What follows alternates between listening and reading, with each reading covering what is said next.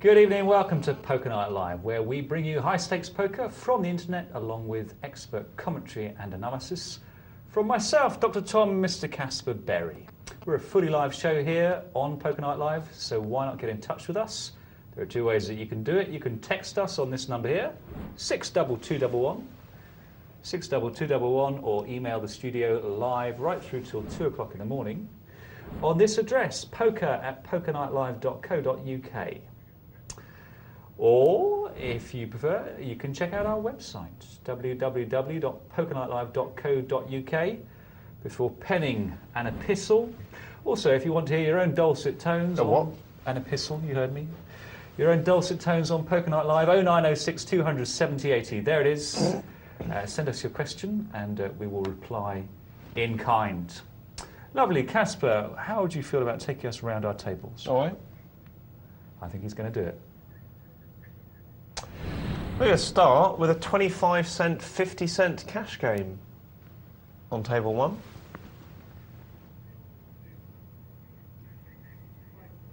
Lots of exciting things happening down there. Ken, crafty Ken, flopping 3 aces. And there's a 10-20, $5 cash game. It's not 10-20, that's the limit that it's at. It's actually a $5 cash game. It's not, it's a tournament. How many times have I done this? Don't know. Have we got anyone standing by to replace Caspar? Many and several. Caspar's broken down. Next one is a $10 sit and go. Like the last one, but not exactly like it. Some subtle differences in the buy-in price. And finally we have a $10 MTT. All the food groups are represented. The big green mean machine. High fibre. Terrific. There you go, 4 tables to choose from. We're going right through till 2 o'clock in the morning. It was all up 100% live here. We assure you, just gone 10 o'clock, so do keep those emails coming. Caspar, as long as they're not watching it in the afternoon repeat, in which case it is anything but live. If it is the afternoon, then the people who are telling you that it is live are lying. Well, that's you. The afternoon liars are not us. This is the evening. Poker night repeat, it should be called, shouldn't it? It's terrible, isn't it, when you can't control the situation tomorrow, you know? Actually, it should be called Poker Not Live. PNL, Poker Not Live. You should work in marketing, Caspar. I really should. All at the fingertips. Let's go to that multi-table tourney before they switch over to whatever's on the other channel. I dread to think. Where are we nowadays? 843. What's on 844? Any idea? I don't know, actually. Perhaps someone could email in and tell us. Tell us what our neighbours are, please. Some sort of dating farrago, I expect. As opposed to this poker farrago. I fancy a date. Or a prune. Good luck, Caspar. Kings. Versus aces. Eights. God, talk. Oh dear.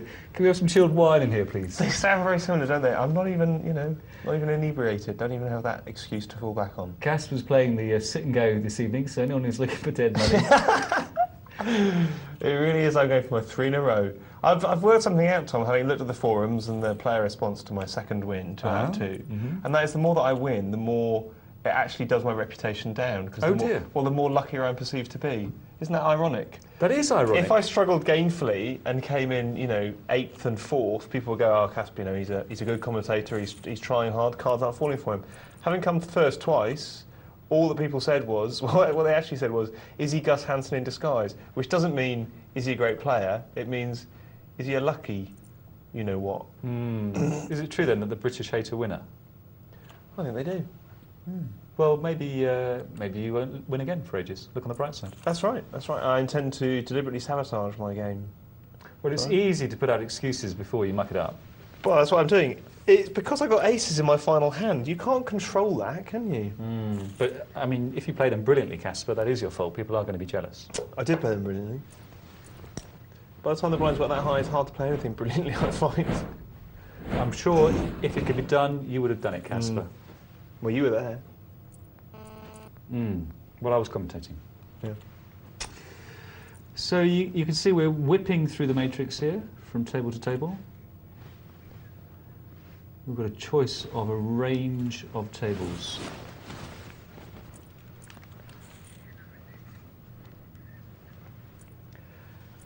How many people sat down? That's a rhetorical question, because I'm going to answer it myself. and on. Tonight's multi-table tourney. We have 268 runners on the usual 12-minute clock, and 30 places are paid. $737 to the winner, just $11 to sit down. Not bad. And we've got Johan Haran there in seat 1. I've yet to see him make an impact on the multis yet. Of course, there is very high variance in multi-table tourneys, and I don't know how often he plays them. He's more of a sit-and-go specialist. Got a hand for you. Mm-hmm. Oh, so, multi-table tourney, middle stages, last 100 of 560. Got a pair of 8s. Not aces? No, 8s, definitely. Snowmen. Although I understand the confusion. And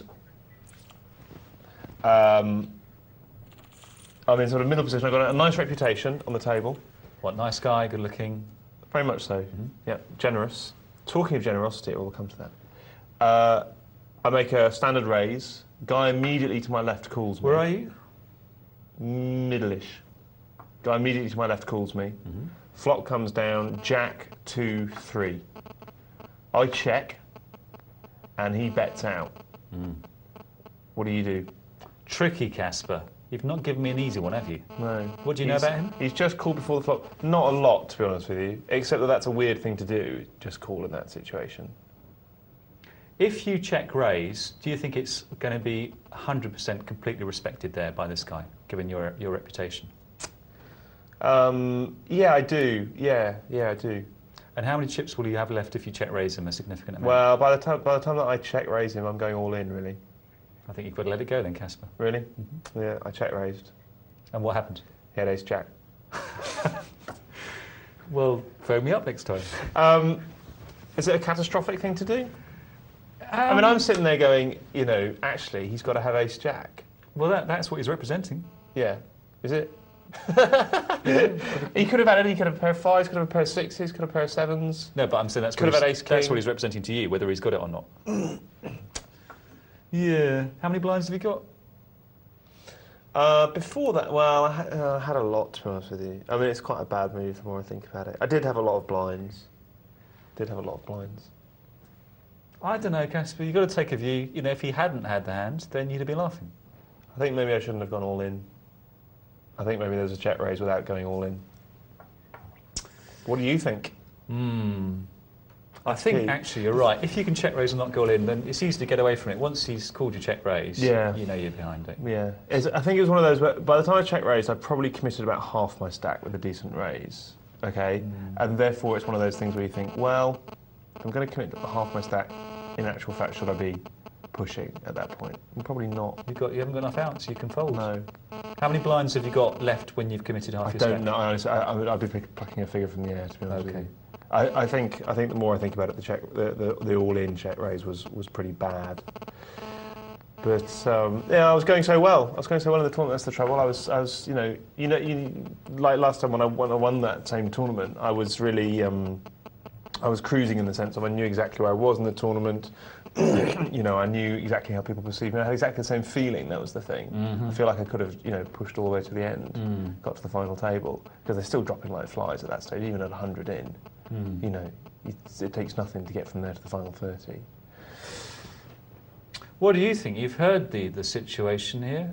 Caspar's, well, on the road of repentance, I think. It sounds like he's decided it wasn't right, but I don't know, I think it's understandable. I mean, he called for nearly all his chips with top pair. Yeah, what a mug.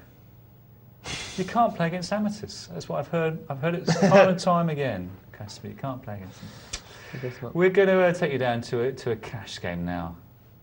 25.50, I hear. Not dollars. Not dollars, cents rather. 50 cent. 50 cent.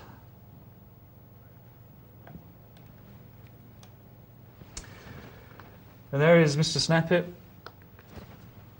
Our Pokemon Live, what would you call him? Regular. Well, I'd certainly call him a regular. Regular is prune juice, but I mean, he's always been there. He's like one of the ancestors. It's odd, isn't it, for quite an anonymous food stuff such as prunes to get 2 mentions in the first 20 minutes of a show, wouldn't you say? What did you mention, prunes? I said not a date. That's right. So you did. Well, you know, the brains are semantic networks. They remain active for a while. It's quite odd, isn't it, to get the word semantic network on national television? Well, that's the sort of calibre of show Poker Night Live is. It is. And people are used to it. That's why they tune in. 2 pair for Clay. He checks them with a flush draw. I don't have a problem with it. Do you, Tom? No. Free world. Heads up. Well, no, I don't mean do you have an ethical or moral problem. I mean, do you have a poker problem?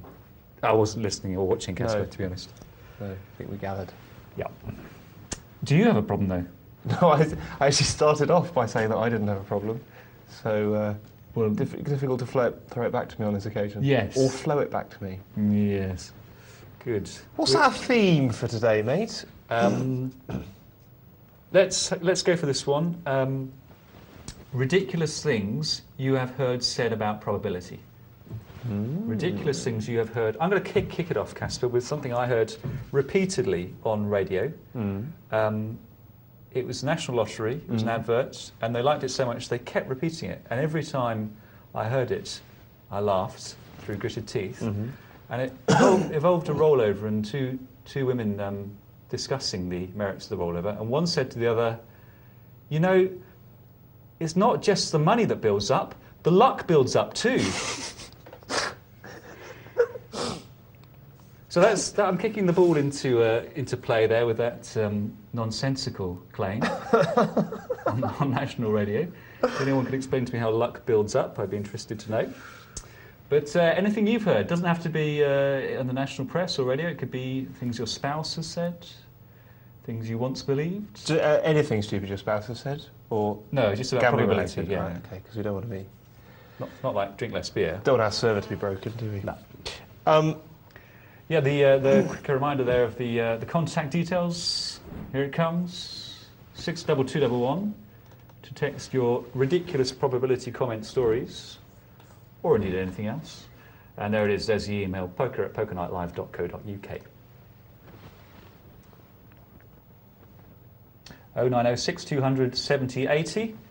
Let's get the full flavour of their ridiculousness to us by recording yourself live on our answer machine. So my contender, my entry, Okay. would be gentleman at the tables in the Monte Carlo poker room in Las Vegas. A poker player. Poker player, yeah. Who was the the American Air Force's main doctor. All right, so he's no dummy, okay. And he explained to the table that he had a surefire way to win at craps. Good start. Okay, because if you bet the pass line, and of course that's what most players did, then of course you made a loss at craps because the house always wins. But because the don't pass line is the exact opposite of the pass line, he had figured out, and I don't know how long it had taken him, years I expect, but he had figured out that if you bet the don't pass line, you were therefore betting with the house, and you therefore made a profit along with the house.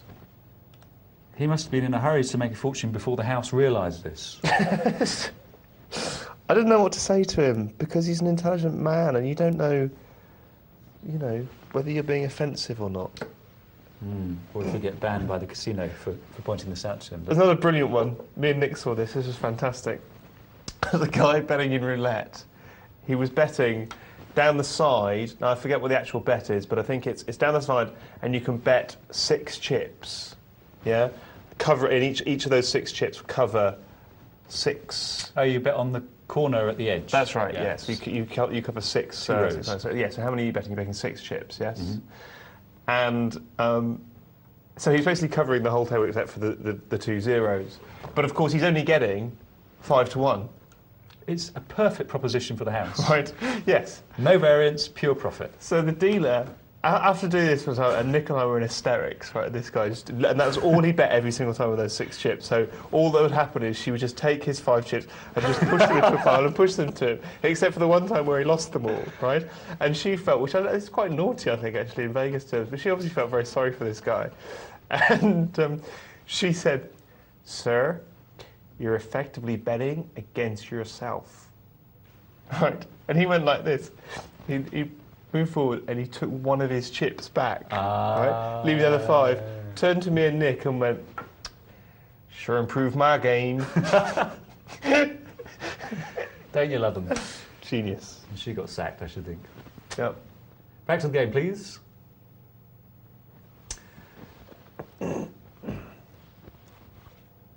Trip threes. Trip threes is good against, well, nothing. And a host of other hands. Johan Haren has got 14-25 in the pot. And there it is. Classic 2/3. Is it a bluff? Is it a value bet? Who knows? I think the other one we have to cite, of course. Now I've said it twice here on Poker Night Live, so forgive me, viewers who've already heard it for the repeat. It is still a live show throughout. Let's have a look at these Ace King versus Queens. Make you wait a little bit for that excitement. Ooh, just calling there. Not sure I like that, Tom. Sorry, who called Caspar? Well, I must admit, M. Cosgrove called with his Queens. I think as a rule of thumb, calling with Queens before the flop is generally wrong. And why is that? Because you've either got the best hand or the worst hand with a pair of Queens. In other words, you've either got the best hand, in which case you're really not unhappy to win it there and then, so you should be raising to the death, or on the very small number of occasions where someone puts in a 4th bet, or even a 3rd bet sometimes, 3rd raise, in which case you should fold them. And there really should be no middle ground. There's absolutely no point calling with a pair of Queens. I suppose it's true, the Queens, that if you don't raise it before the flop, you don't take the pot or build the pot before the flop, when the flop comes down, someone with ace or king is going to be helped by an ace or a king. Someone with the underpair may be helped by a card that makes some trips. So you're just hoping to find someone with jacks, 10s, 9s, say, and 3 cards that don't give them trips. That's a rather specialist flop. So I agree with you, Caspar. And the difference between Queens and Jacks, I would say, is that there are occasions where with Jacks you don't feel like you can isolate or eliminate, and therefore I will sometimes smooth call with Jacks to mix it up a bit to hit trips on the flop. And so why is it with Jacks rather than Queens that the isolation matters? Why is that? Why is that? Let's have a quick look at this hand and I'll come back to you on that. Kings for Emo. Ace King for Johan. Ooh, that's quite out of character for Johan, isn't it? Because essentially, I don't think that's a good play. No, well, he's, again, as we like to say on Poker Night Live, he's forcing his opponent to make the right choice. Because he's going to call with a pair. The isolation is important for both Queens and Jacks. But if you raise with Queens and don't isolate, if you raise with Queens and don't eliminate, then you're still quite happy to play Queens heads up. Now, Jacks aren't a terrible hand to play heads up, but there's an awful lot more hands out there that are going to create 50-50s or beat you. In other words, you can add Queens to the list of hands that can beat you, you can add Ace Queen to the list of hands that can beat you, and you can add King Queen to the list of hands that can beat you, which in terms of the proportion of the basket of hands that people are going to be playing raise pots with is quite a lot. Yeah, good point.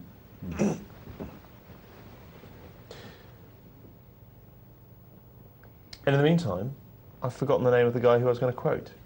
No, I haven't. Was it Napoleon? It's Johnny Patrick. Johnny Patrick? Yeah. What did he say? Well, he said the single stupidest thing I think that's ever been said about gambling, which is echoed slightly. I'm looking forward to this. No, he really did. I've told you this before. Is it the trend guy? Yes. I'll say it again. Yeah, It's brilliant. It's brilliant. Well, the first thing you have to understand about Johnny Patrick, folks, is that in his videos and DVDs teaching you how to gamble, which if you buy, you're an idiot. He's incredibly aggressive. He seems to have had an argument with his wife or kids that morning. And the brilliant thing is that he is as vitriolic about people who are stupid gamblers as we are, as me and Tom are. But Johnny Patrick, it has that same vitriol without any sort of brains. Yeah.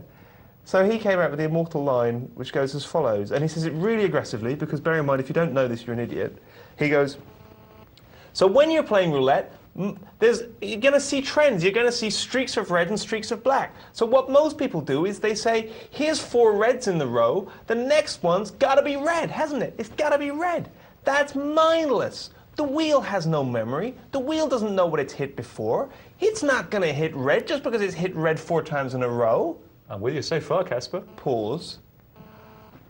I like to go against the trend. I like to say, it's been red 4 times, I'll bet black. What a genius. It's so brilliant because it's self-contradictory, it has no internal logic at all.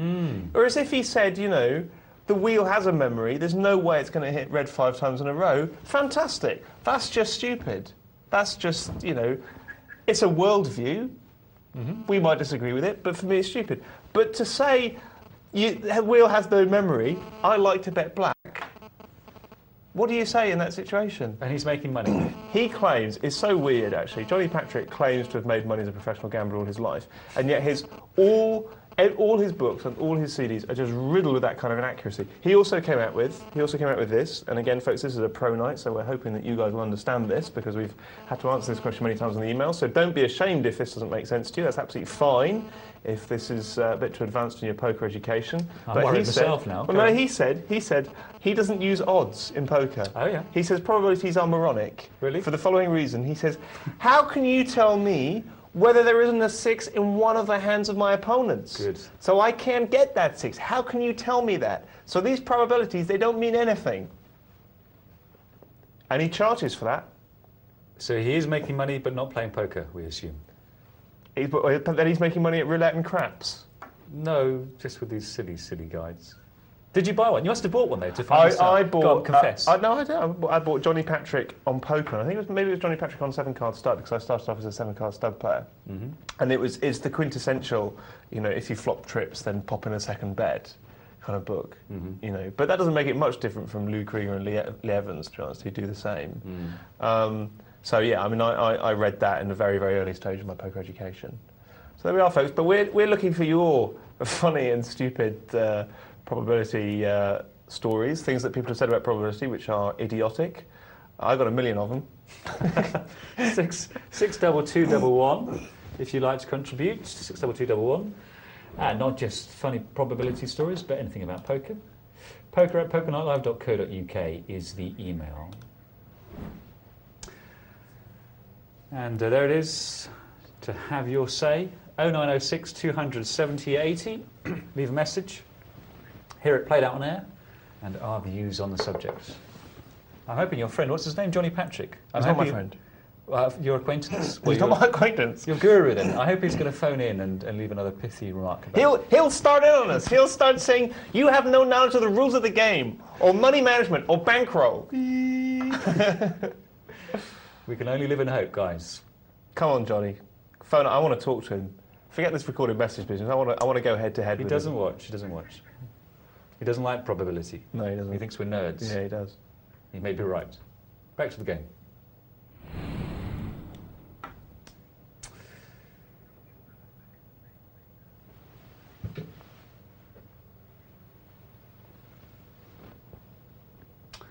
Threes haven't connected this time.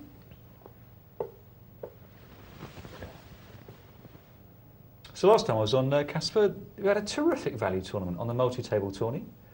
120 people sat down, paid $10 each, and the winner got a 7 or a best part of an 8,000 package to go off to Reno to play in WPT. Top value or what? You what? I know, I'm not joking. Well, why weren't you playing? I'd already won it. Not an option. Are you joking? No. Well, why didn't you call me? Oh, I forgot. No, wait. No, I know what happened. I didn't know until it already started. Yes, that's it. Are you joking? I'm not joking. Anyone who's watching will verify this. There's about 120 players playing for an 8,000 ticket. So they're all in for basically $10 and they're in for an $80 equity. Caspar, you're looking like a dog who's missed a bone. I'm really peed off, to be honest with you. Sorry, mate. If only we'd known. It was advertised on the forums. Well, I'm going to go on these forums. Where are these forums of which you speak? Well, I speak in the sort of general sense. You know, I'm saying it was out there in the media. Oh. Someone mentioned it. Oh, That's what I'm saying. Anyway, well done to CS13 or something who won it. Commiserations to those players who didn't sit down. So you won your last single table, did you? I did, yes. About ruddy time. Yeah, but I did get some help because Tragic Trev communicated to me that his master plan was to give me his chips as fast as possible. Well, that's called passing chips. Yeah, it is. I should point out, Trev, if you're listening, that is actually indeed unethical and you can get banned for that. But if that was your plan, why did you bet against me when you had me dominated? And also, why do you get a posting on the forum saying, "Oh, congratulations to Tom," and I just get... Because they expect you to win. It's a miracle if I do.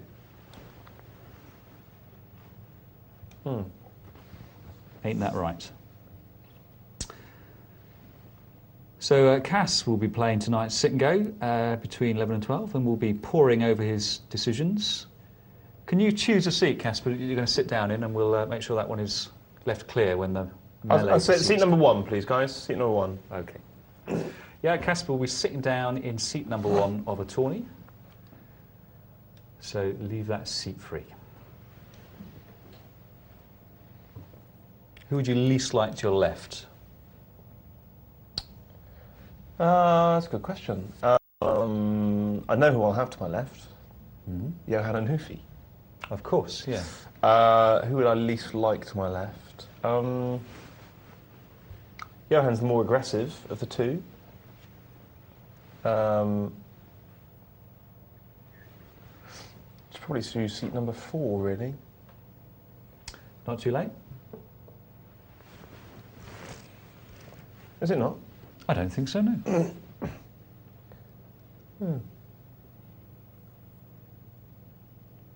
Well, look at that little tiny bet there, trying to buy that with a super cheap semi-bluff MCOM Osgrove there. Pros and cons. The pro is that if you buy it, it's a very cheap bluff. If you get called, it doesn't matter because you put in such a small amount that you're still getting pot odds. But the con is that by reopening the betting there at the end, you're giving someone in early position a chance to check raise. And the more people there are in the pot when you put in that little bluff, the more likely it is that someone in early position was planning to check raise because they know they're more likely to be able to pull it off if there are lots of people to act behind them. So I probably, myself, would have checked that flush there. In the event, he made it, and he was still in on the river when it came.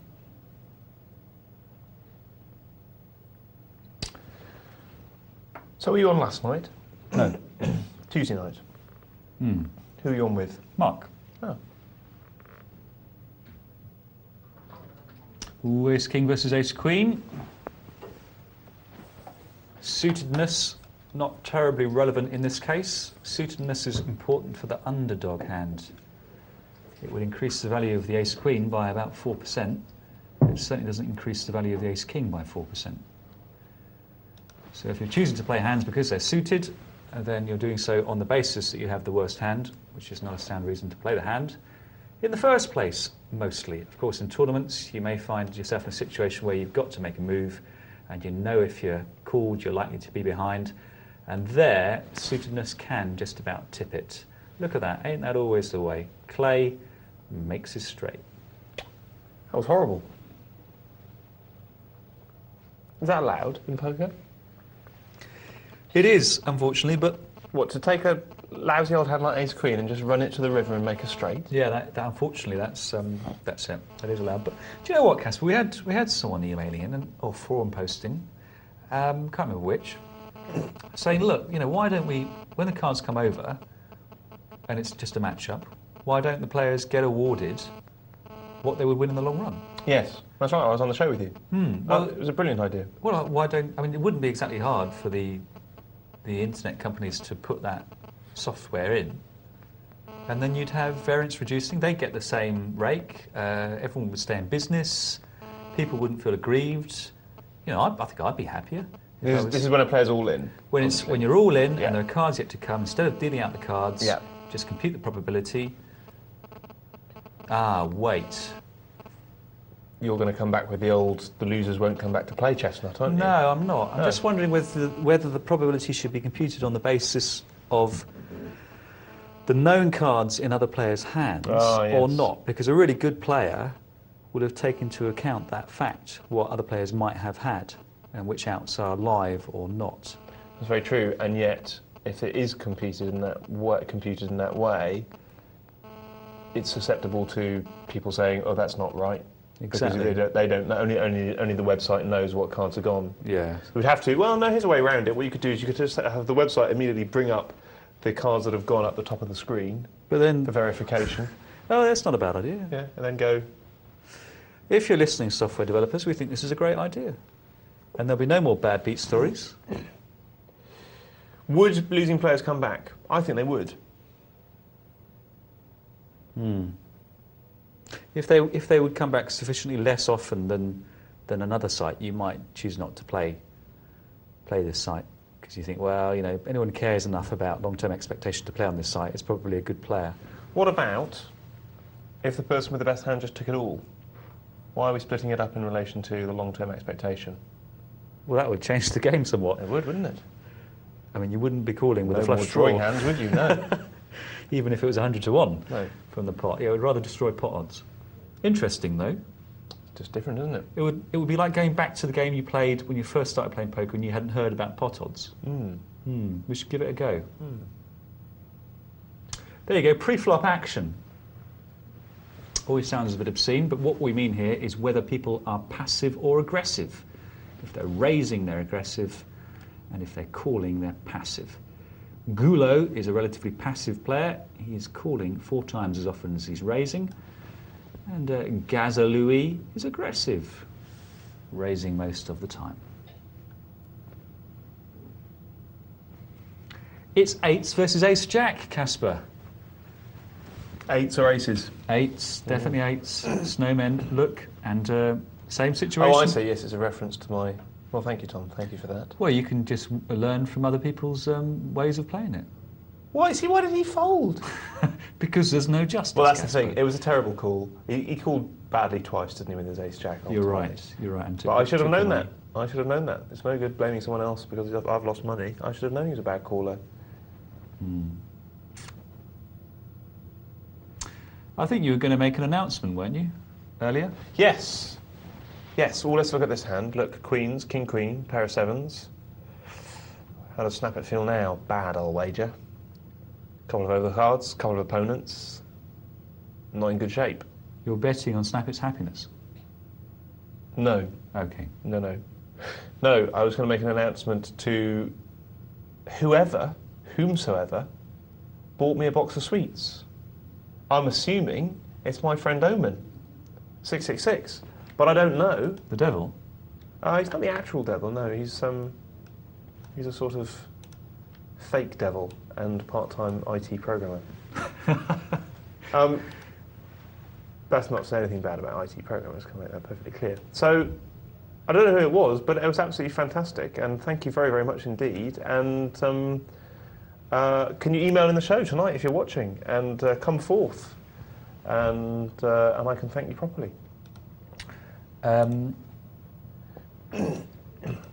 It didn't occur to you before you started tucking in, and indeed offering them to me, that they might have been laced with a laxative? Well, you can't go through life constantly worried about potential consequences, can you? You've got to take a plunge, I think, after a while. Plunge. They've all come from a quarterof.com, where you can get all your sweet... Look at that. Look, there's no justice, Caspar. 6-3, pair of 7s, and there's a house. Oh, that's a stupid game. What was he doing in the big blind for 6-3? Oh, yeah. Didn't get paid. Oh well. I mean, he's the man with the ace-queen. Hope you're feeling red-faced and shameful, Clay. Yes. And he must have doubled his money, look, because the maximum buy-in is 50. Binkster gets a walk. Clay's terrified that he'll make a hand with that rubbish and we'll slag him off. Look, Snowman, ace-queen. It's certainly conspiring to repeat your situation for you, Caspar. It is, but I wouldn't play them in that position. You wouldn't for a call, though? You'd play it differently? Or just fold them? I would just fold them. I think it's a very brave thing to say, actually, Caspar, because I might be inclined to do that, but I'm always worried about looking like a wimp if I fold a medium pocket pair in early position. The only thing I want to say about that, and I've said this before, and I need to be careful actually, is that these are 8-handed tables, and that is different to a 10-handed table. That's true. The first 2 positions here are like, you know, the next 2 positions in a 10-handed table. So, you know, maybe I would should temper what I say out of my big mouth.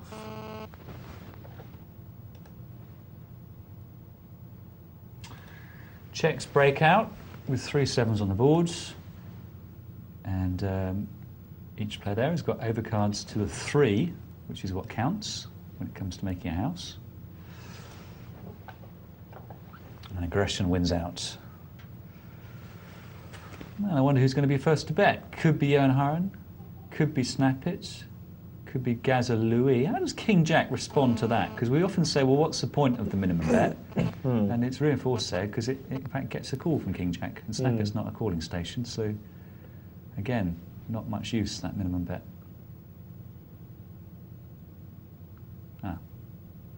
Go on. Sefway. Well, that might be the use of the minimum bet. Yeah, well, I don't believe it, Caspar. No. I really don't believe it makes any difference to Snappit's action or my action there with the King Jack. Is it not? Is the value of the minimum bet not to produce just that effect, that you can take the advantage, you can take the initiative and the momentum on the flop? In other words, you can get a hand, you can get a call from a hand in later position. You could do it with 2-3. You can get a call from a hand in later position because they're suckered in by the pot odds, but you still have all the benefit of initiative on the flop if and when they miss. But I'm not prepared to give them that initiative. You know, if they want the initiative, they've got to pay for it. It didn't cost me anything. So right. So if you're in Snappit's position, you're not going to believe him. But if you've got King Jack and you miss the flop and someone bets out to you, you've got nothing. I got nothing. But I fold, you know, even if he's just called before the flop. So, but basically, he's just lost money for when I have got it. I mean, yeah, okay, fine. You can put in that minimum bet if people are going to think, oh, must be aces, or might be aces. But unless I see someone turn over aces with the minimum bet on some future occasion, I'm not going to believe it. And in fact, we see it here on Poker Night Live. How often do you see that? That will change your opinion, is it, if you see someone do that? Yeah, well, that particular player, yeah. How often on the Poker Night Live do we see that minimum bet made with a big hand? I don't think I've ever seen it made with a big hand. Oh, I don't know about that, Tom. Early position aces and kings will quite often make a minimum bet, actually.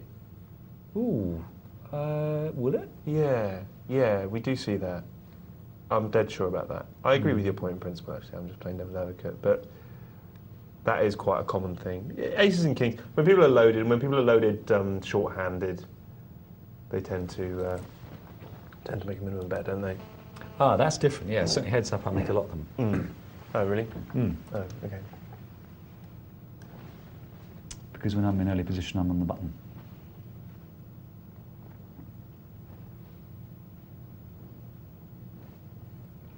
Down it goes.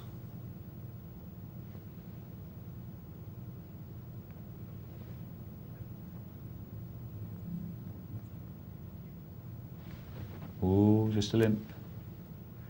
Limping in with a 5-6 suited. He should have made a minimum bet, shouldn't he? Because now he'd have the initiative. But he's got it anyway. Takes it down. Clay lets his jack-8 go. Terrified he's going to make a straight and get a right ribbing. And there are those ladies. Now, when you raise the big blind, people will put you either on a big ace or a big pair. Nearly always. Yep, that's true. And they're right. And they'll usually be right, yeah. The Hughes. 15 in the pot. Yeah, that was certainly an attractively priced bet there. 4, it's going to be called by a lot of hands. And I quite like that.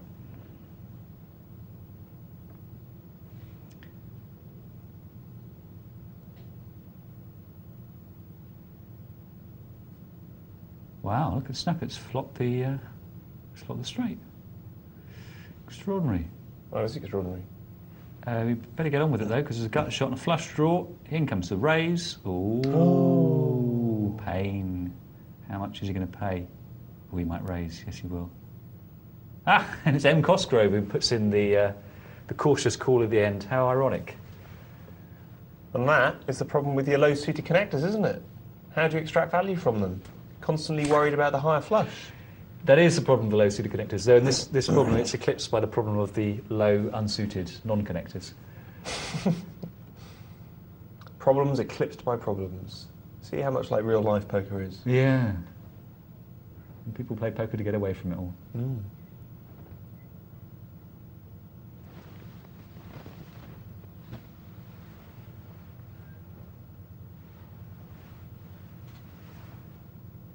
Got to be a raise. That massive hand in the small blind. Absolute dog anywhere else, but huge, huge. Come on, stick in a raise.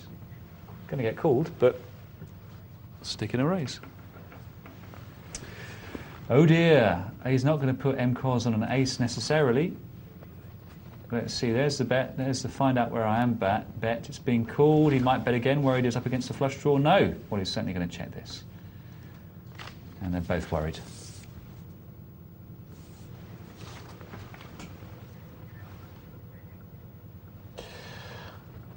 Do you know what we're going to do, Tom? What? We are going to have a multi-table update. Can't we have an upbreak? I don't know what an upbreak would be. How would an upbreak be? It's the opposite of a breakup. It's when you get back together again with someone. Oh yeah, that's nice. It's a nice thought. Quite like to do that with my ex. Well, I wouldn't. She might be listening, be careful. I hope she is. She's a good poker player. She's not. She came fourth in Newcastle. In a poker tournament? In a £100 rebuy. It's gone down in history as one of the weirdest results in poker. I see. There are 141 players left in this multi-table, Tom, in this upbreak. How many started off? 268, 268, yeah. Halfway through. Big stack is just over 10,000. And the little one is 240. He's in trouble, isn't he? He is. It's always sad, that. 10,000? That's like 100 big blinds.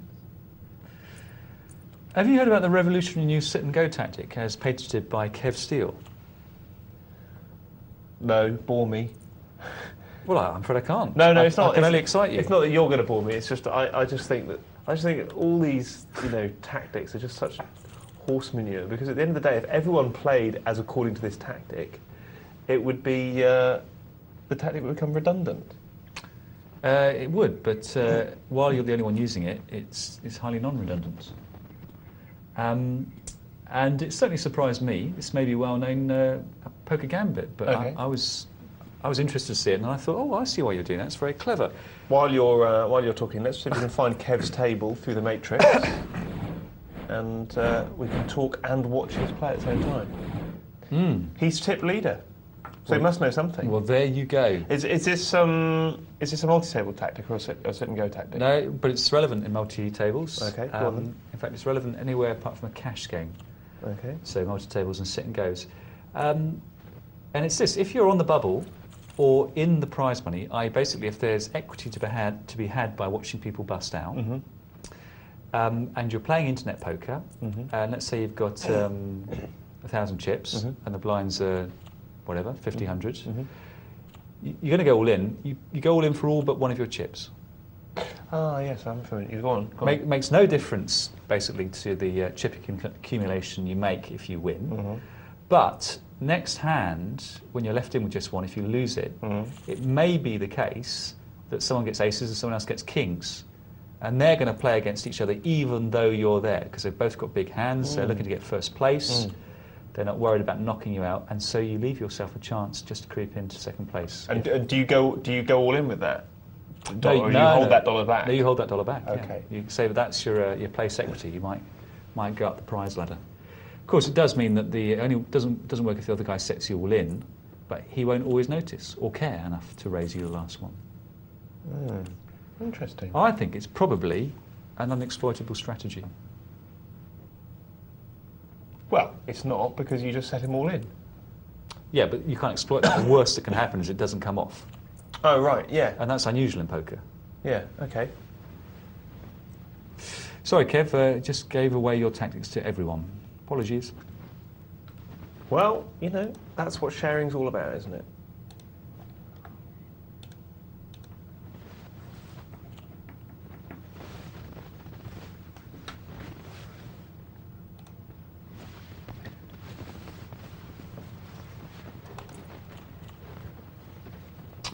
Should we do some emails? Let's. Shall I read them? Go on then. Okay. I've got an email from Frantic here. It says, "Hi guys, Dr. Tom's Book of Tells.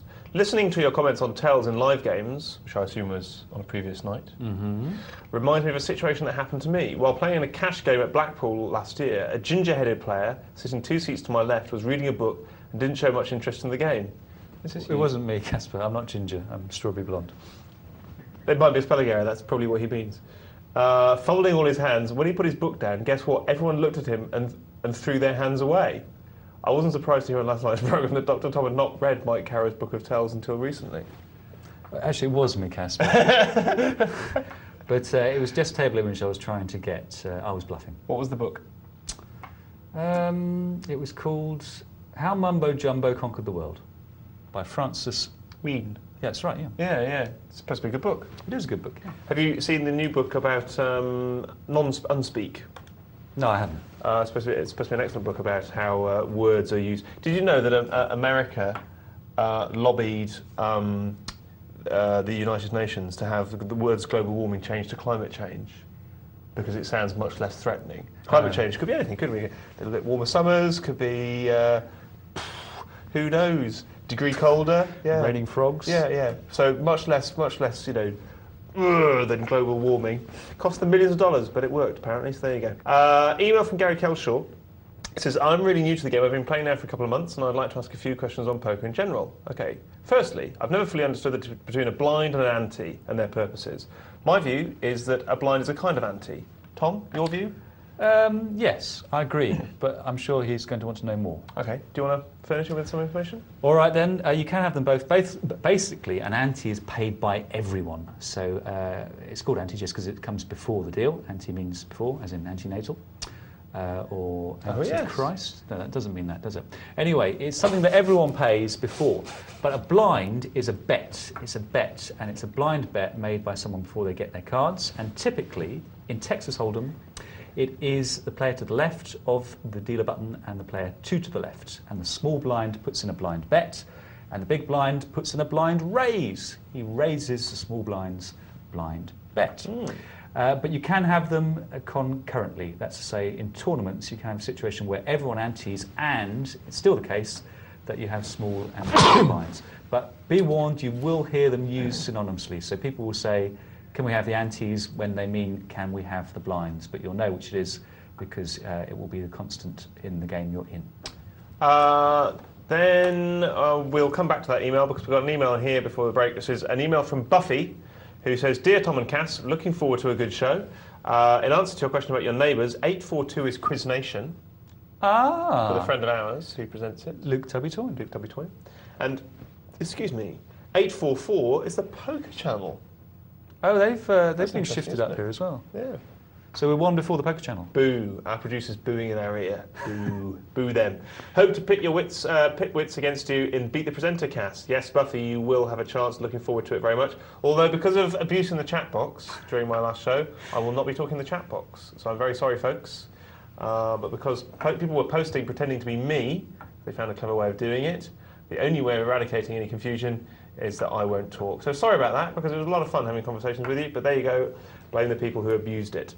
And finally, Gary Kelshaw does say that he has the potential, he feels, to become a great player and work up to higher levels and maybe earning his wage from poker, which would be fantastic. But he says he will keep us in touch with his progress. That's good, isn't it? Do that, yeah. Yes.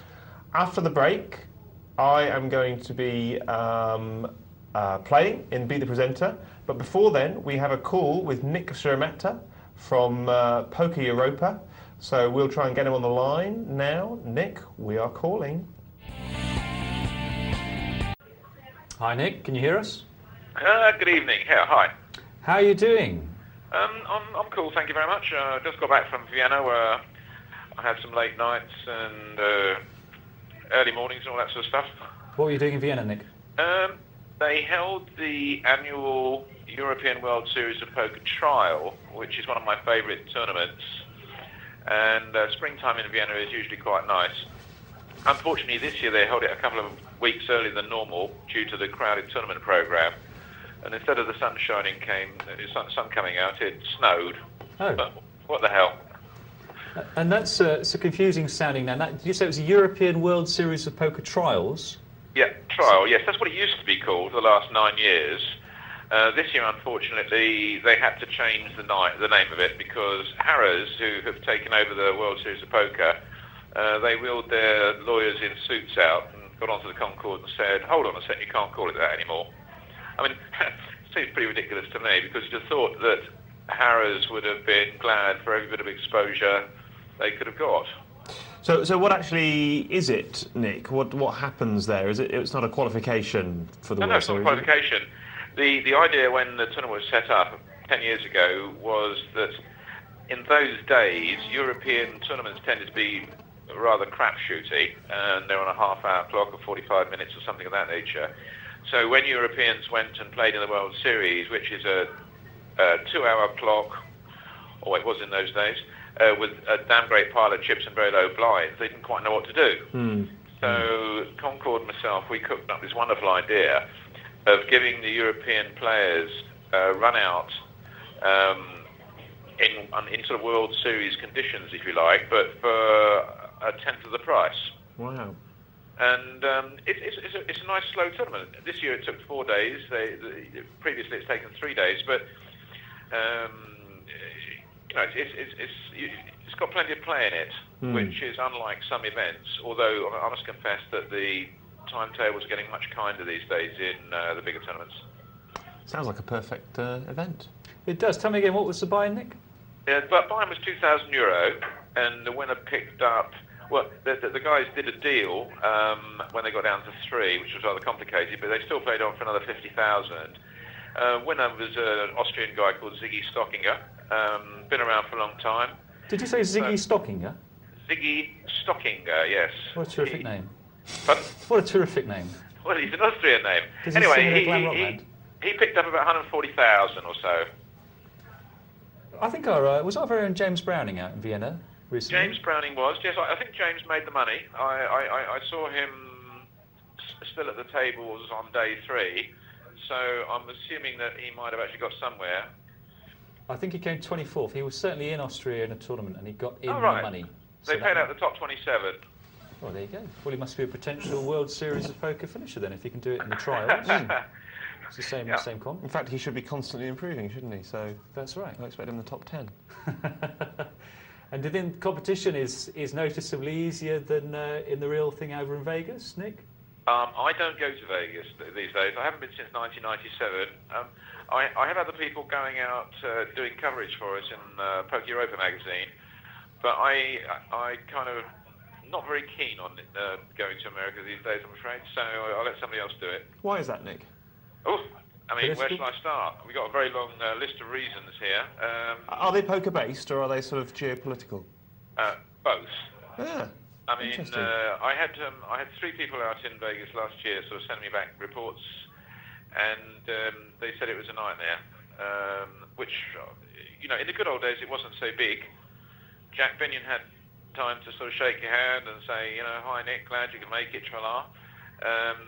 And they looked after the players incredibly well. You've got sort of wonderful breakfast, super buffet, etc. But since it's grown so big, it's become very impersonal, and they're making so many millions. To be perfectly honest, I think the organisers are taking a piss.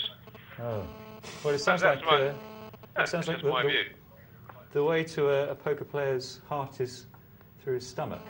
I think the way to any customer's heart is by actually looking after them. And the impression I get is that these days there's too many people and they don't really care. We're just going to have to cut you off there, Nick, but we'll catch you later for more stuff. No problem.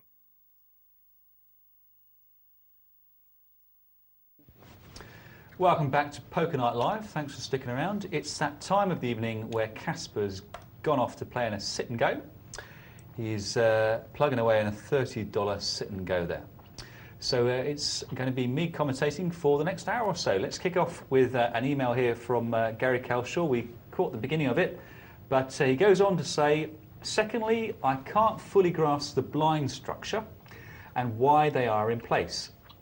Okie dokie. He also says, finally, when do you think it's appropriate to bluff at a pot with a good hand? Okay, well, the second one is the easiest to answer. When you've got a good hand, you can't bluff, Gary, unfortunately, as much as you might want to. When you've got a good hand, you're betting for value. You're betting because you hope that your opponents will call you. Or if it's a marginal hand, it's good because it's currently ahead but might fall behind, say they're drawing to a flush or a straight, then you mightn't be too sad if they fold. But you can't bluff with a good hand, and you don't need to either. Now, the blind structure, why are they in place? Well, broadly speaking, whether it's a tournament or a cash game, the purpose of the blinds is to create action. They force the next player, the one after the big blind, to immediately have to make a choice. Do I want to play this hand or not? If there was no antes and no blinds, then they could just check, see the flop for free. And in fact, it would be a valid strategy in poker if you really wanted to, just to sit around and wait for an absolutely massive hand. Now, we don't want that in poker. We want there to be risk all the way through the game, because that's what characterises poker. It's a game of partial information. And part of the time you're betting on the basis of the hand you've got, and part of the time you're betting on the basis of the hand you might make. But the blinds force you to play with some sort of hand other than the absolute nuts. That's why it's there. In a tournament, the blinds go up, and they go up because with so many chips in play, as players get knocked out, those chips become concentrated in the hands of the remaining players, and in the end, people's stacks would just be too big. So the blinds have got to go up to force it to a conclusion. Thank you for that, Gary Cowshaw.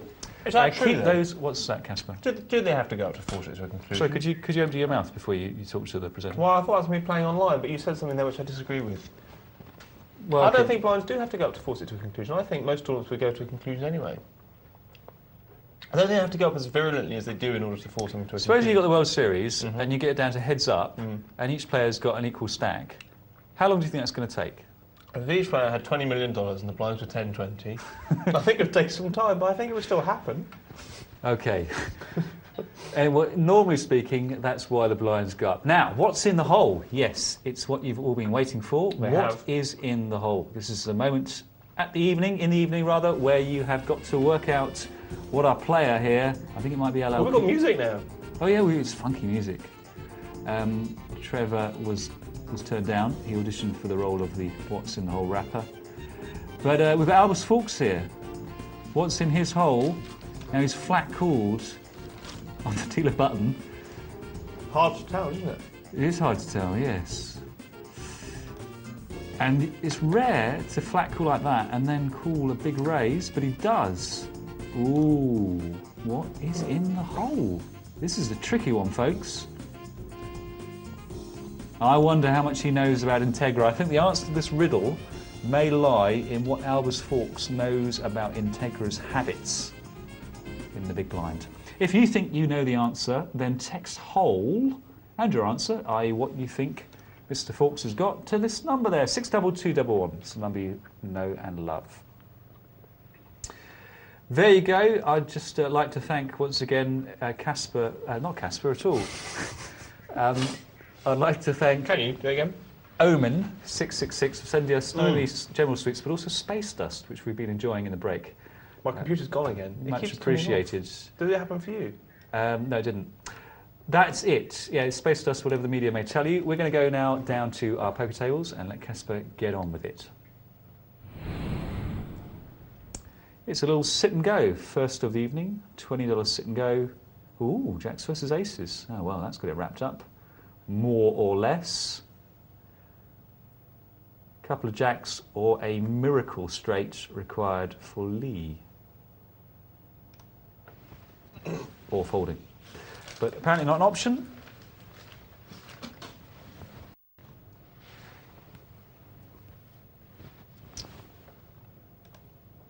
And Lee, I think he must let this go. I don't think it's too hard to see his beat here.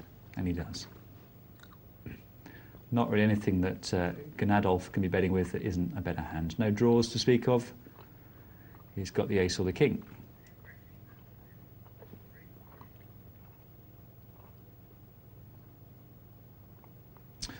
So sit and go tournament. Each player started with 1,000 chips in this $20 sit and go. $80 to the winner, 48 to second, 32 to third. Plenty of play at this stage.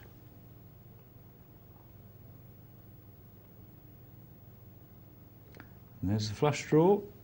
CD now sitting with a lot of outs. Diamond, 8, Queen, or 10.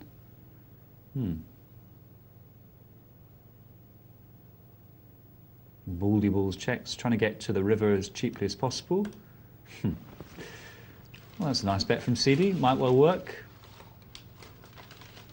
And Baldy lets it go. How are the cola bottles, Caspar? Very, very good. Good. Thank you, Damien. CC. Let's it go. Well, King 9 suited, under the gun. What is he doing? That's a stinky hand. And his king is fairly severely dominated. And now it's battle of a flush draw there, who's also holding middle pair. And a rubbish gut shot straight for Big Ad. No joy, 250 in the pot. And Lee is trying to work out whether Big Ad has got that ace or not. And surely a check there means no, he hasn't got it. And again, not a bad bet there from Lee. Because if Big Ad hasn't got the ace, he's probably well behind. Lee's got the flush draw, in fact the nut flush draw. Difficult to see what Big Ad could have that could catch up too easily.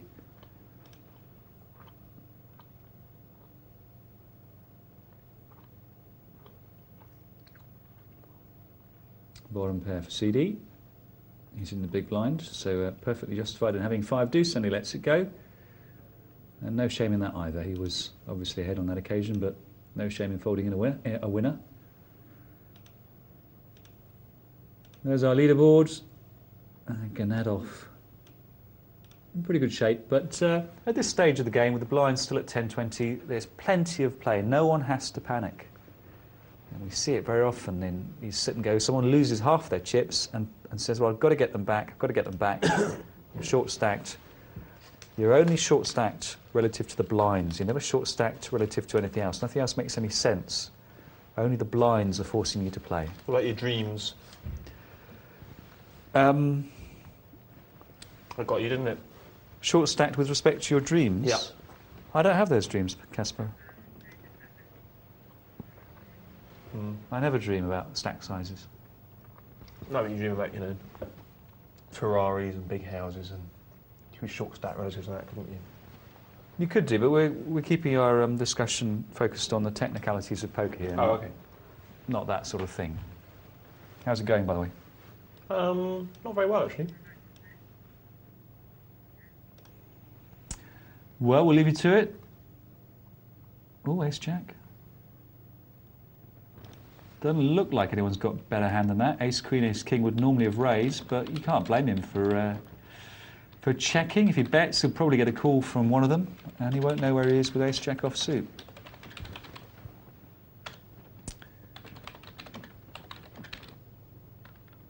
Now what? Again, I think all the evidence is telling him he's ahead. Ooh. Nice bet from Big Ad, and Cam King calls. And now anything could happen. Big Ad may or may not choose to bluff, and it may or may not work. No, he decides that a bet on a turn means that Cam King's going to take it to a showdown. Who knows? Who knows? Blinds will be doubling very soon, I should think.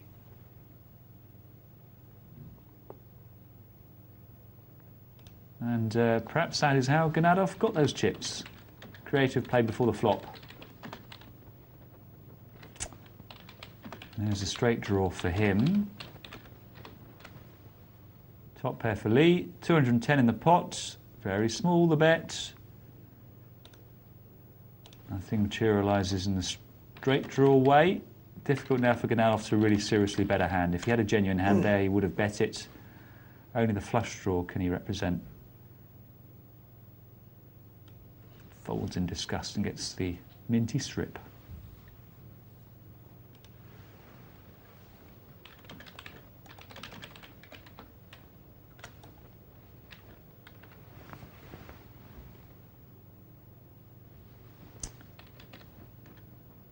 Oh, I think he's going to raise, isn't he, Johan Haren? He's a fairly aggressive player.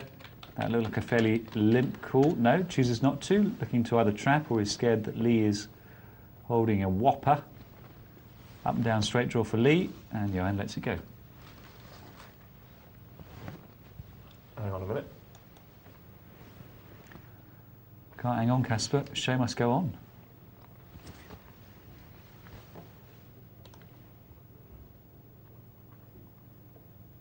Ay, ay, ay. 7 times the big blind there with a pair of 4s. Fine as long as it doesn't get called. I don't think it will. I don't think it will, but that's a lot to risk. Yeah, and there it is. Big ad. Relatively short stacked. Johan Haren decides it's worth a punt with the 10s. And it's ciao. We have our first casualty.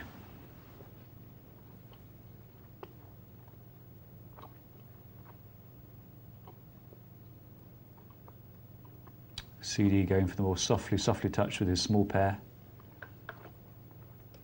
And 4 players will take a flop.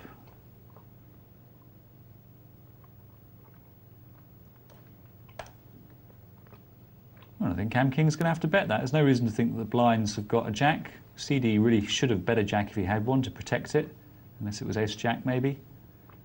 80 in the pot, and Cam King's overbet there. He's bet slightly more than the pot. Indicates that he wants to take it down right now. Interesting now. He's got trips, he's improved, but Ganadov had come in. Come in with what? 9-10? Maybe Cam King puts him on? Some sort of straight draw? Or has he got a jack with a better kicker? Well, Cam King bets. Ganadov is in the small blind. If he has got a jack, he may well be sitting there with a jack with a worse kicker, so Cam King's still pretty confident he's ahead there.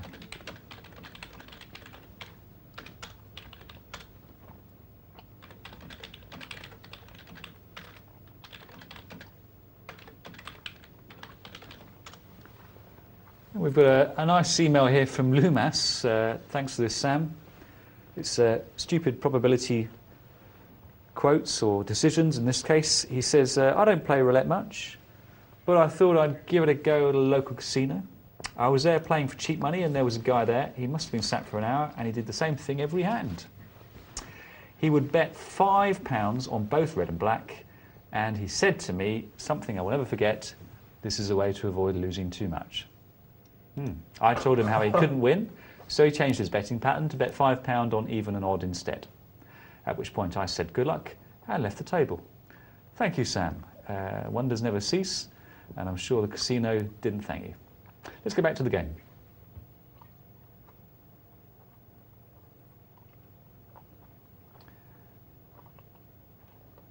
And Ganadov has been caught with his fingers in the till there. Ace-King raising all in from the big blind. And not a terrible move at all. Not a terrible move at all when Ganadov had committed 160 and CC was reasonably confident that he was at least on a coin flip and very possibly ahead. He's seen how much Ganadov has been betting at the pot. So a good brave move. Won't always work, and sometimes you get called by something like jacks and won't be in good shape, but in the long run, if there's a reasonable chance it's a steal and your opponent will fold, Ace-King is fine to move with.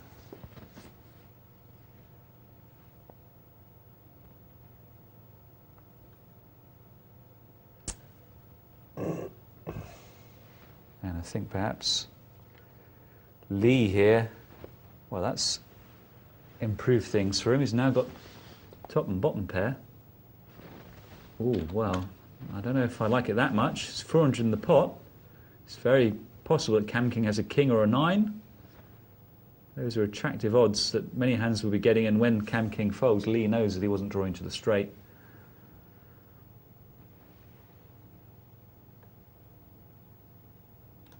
Ganadov really is an aggressive player. Now what? You've called before the flop, you're out of position, and you're going to get pushed off it by a worse hand. Ganadov uses his position now.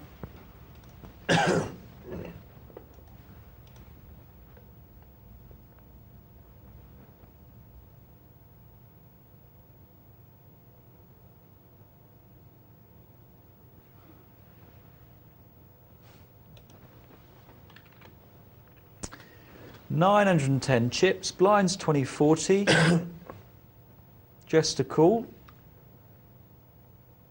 Yeah, don't know about that. 20 big blinds. Well, that's not bad. If you're going to flop nut flush draw and top pair and be dominating someone else, I don't mind it at all. Now going to add off bets, and Baldy Balls has got the choice to slow play it, just flat calling it, or to raise. Here I raise. Here I raise. Just in case. And he does raise, gets called, and it's all fine on the river. And he's going for the value bet. And I didn't see there whether Ganadov called it. I think he did, in which case the value bet was justified.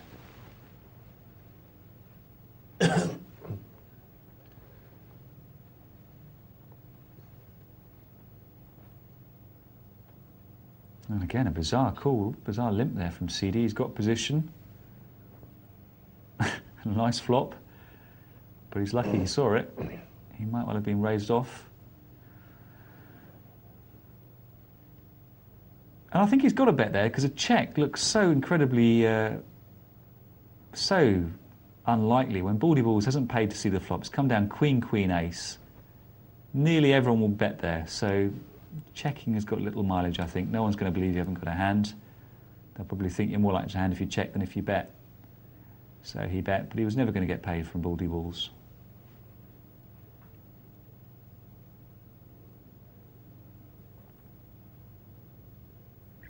And going to be folded. Possibly Ganadov will chuck in a bet here. Well, unless Johan Haran has been quite quiet for a while, might fancy it's time to steal. 6-10 suited is not terribly promising. But if you think your opponent will fold, doesn't matter what you have in your hand. He doesn't. Bet from Ganadov. 120. There it is. Keeping himself in there.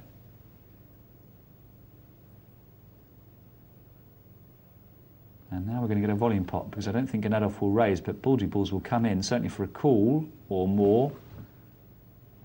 3 players catch a 9.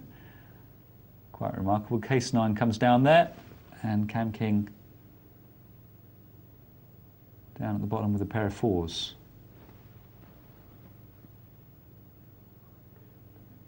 Now, call. Well, will CC even feel that it's worth calling? Well, that's certainly worth a call from Baldy Balls.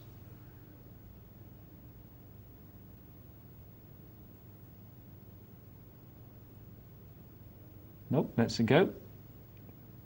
Now CC may be more likely to play, but I think still Jack is certainly possible. It's just the size of the bet. Makes it look like it might be a cheap draw. Cheap draw or a problematic sort of hand like middle pair. CC might see his way to raising this. I think a raise would take it. Check raise. But no, he lets it go too, and Cam King with the worst hand there. Out of position, also lets it go. Second best hand takes it.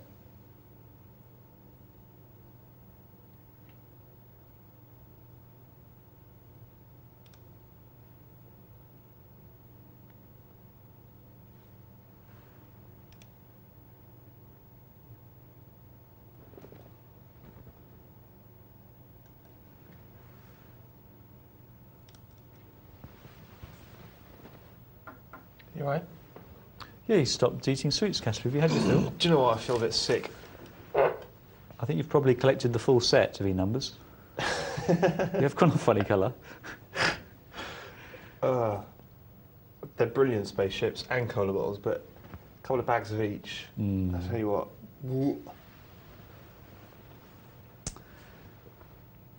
Hooded Claw says hi, I think. So I've been concentrating on the game, but the various people are trying to talk to you. Oh, in the chat box. Buffy says, is the pressure getting to me? Not off. Here you go, percentage of hands played. Who's loose, who's tight. Johan Haran's a rock. Played very few hands. And Lee 32 playing more hands than not. However, having played very few hands, Johan Haran's still in fine shape. And CD picks up his aces. Blinds have just doubled. He's slow playing them. Looking for the double through here. Not without risk. Well, that's great. Cam King has kicked it off. There's 360 in the pot now, and the correct move there is to go all in. I don't think that was wise at all. He's fortunate to be so incredibly strong against ace-8 there, but there's just too much risk for too little game. And if he ends up splitting this, well, look at that. I hate to say I told you so, but that, although it's one of the more unlikely results, just exemplifies the fact that when the pot is already bigger than what you've got left in front of you, even with aces, you'd rather take the pot there and then. Chop, chop. But you wouldn't. Yes, I would. Just because you're going to lose sometimes doesn't mean that our play is right. No, I'll definitely take the pot. If I've got, say, 360 in the pot and I've got 240, I think it's a no-brainer. Says Caspar. He's feeling cantankerous because he's full of E numbers. I'm sure he agrees with you. Yes, that's exactly what I am. Are we trying to pick up towels off Caspar? Oh no, okay.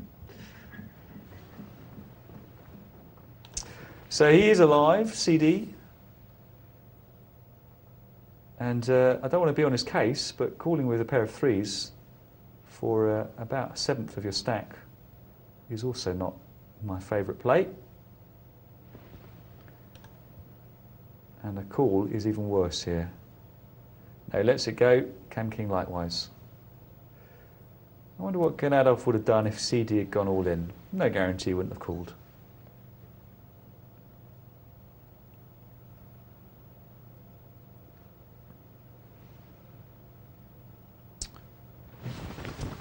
Baldy balls. What are you going to do? Ace-5.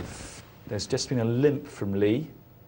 Will he fold? That is the question you ask yourself. Will he fold? If he won't fold, that hand has little mileage in it.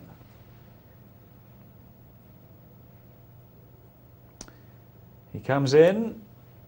Everyone catches a piece of the flop. And Lee 32 is only in good shape by virtue of his flush draw. His cards are pretty much dead when the 8 doesn't help him. There is the flush, and it's completely safe now. No outdraws are possible. 1200 in the pot. I think CD will not lay this down now. And Lee bets his stack at him. Baldy balls here may feel that he's been pushed off by an impudent bluff, and that his 5 of clubs is a possible out. Now what? Now Lee doesn't know if he's up against a better club draw, and I think he wisely checks it there because Baldy balls might well have called on the turn with the possibility of some sort of club draw out, which he still wouldn't have bet on the river. So Lee was right to check on the river, I think.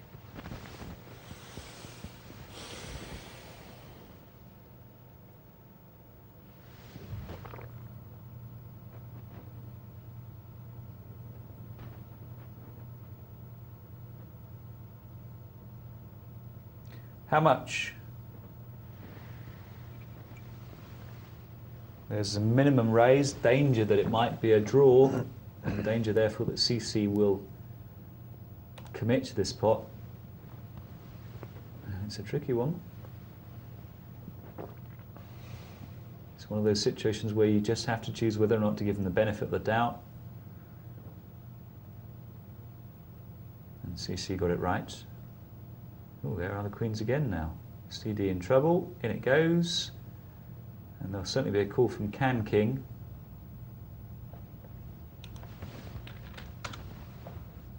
$30 chips. There's one of his outs coming in. He needs another 8. Just a straightforward king will do it. But aces don't. Queens double through.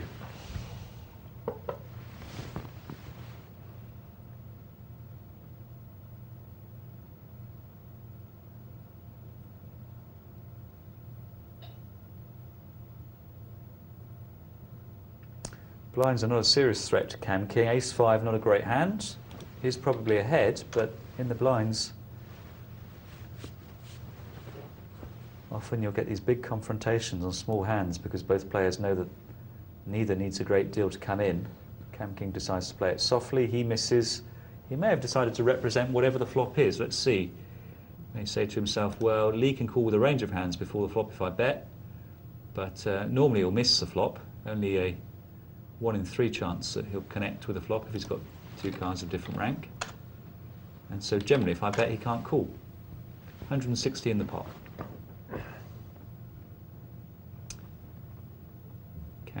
King checks. Lee's worried about a trap, doesn't decide to take it with a bluff.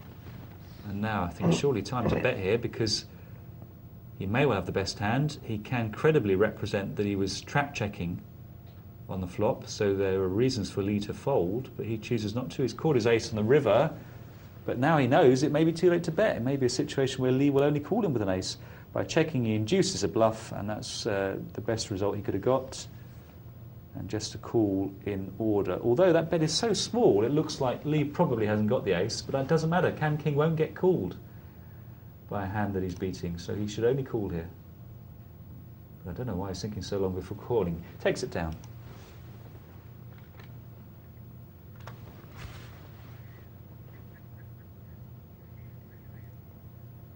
There's the eights.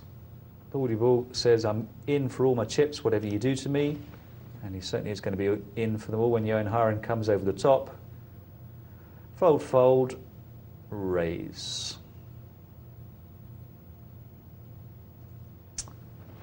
Rather unfortunate for Baldy. And that's not just his gynecological condition. He's out of the tournament.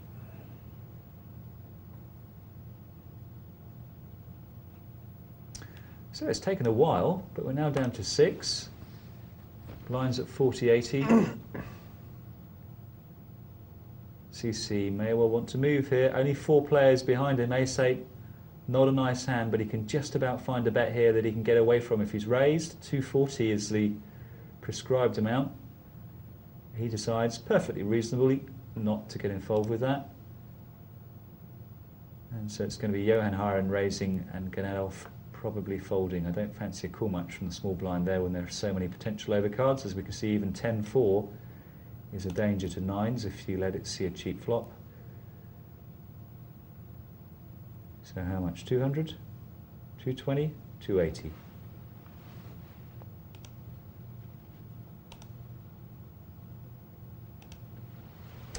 And a fold.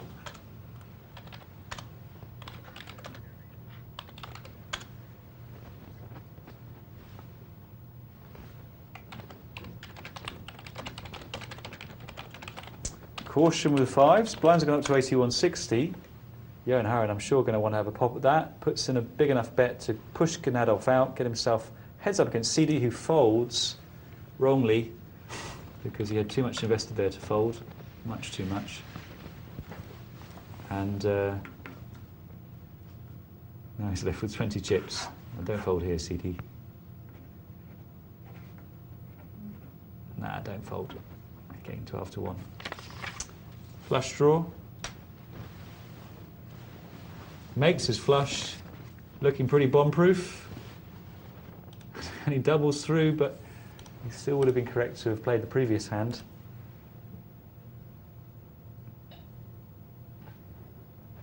Oh, surely this is not the time to be calling with 7-8.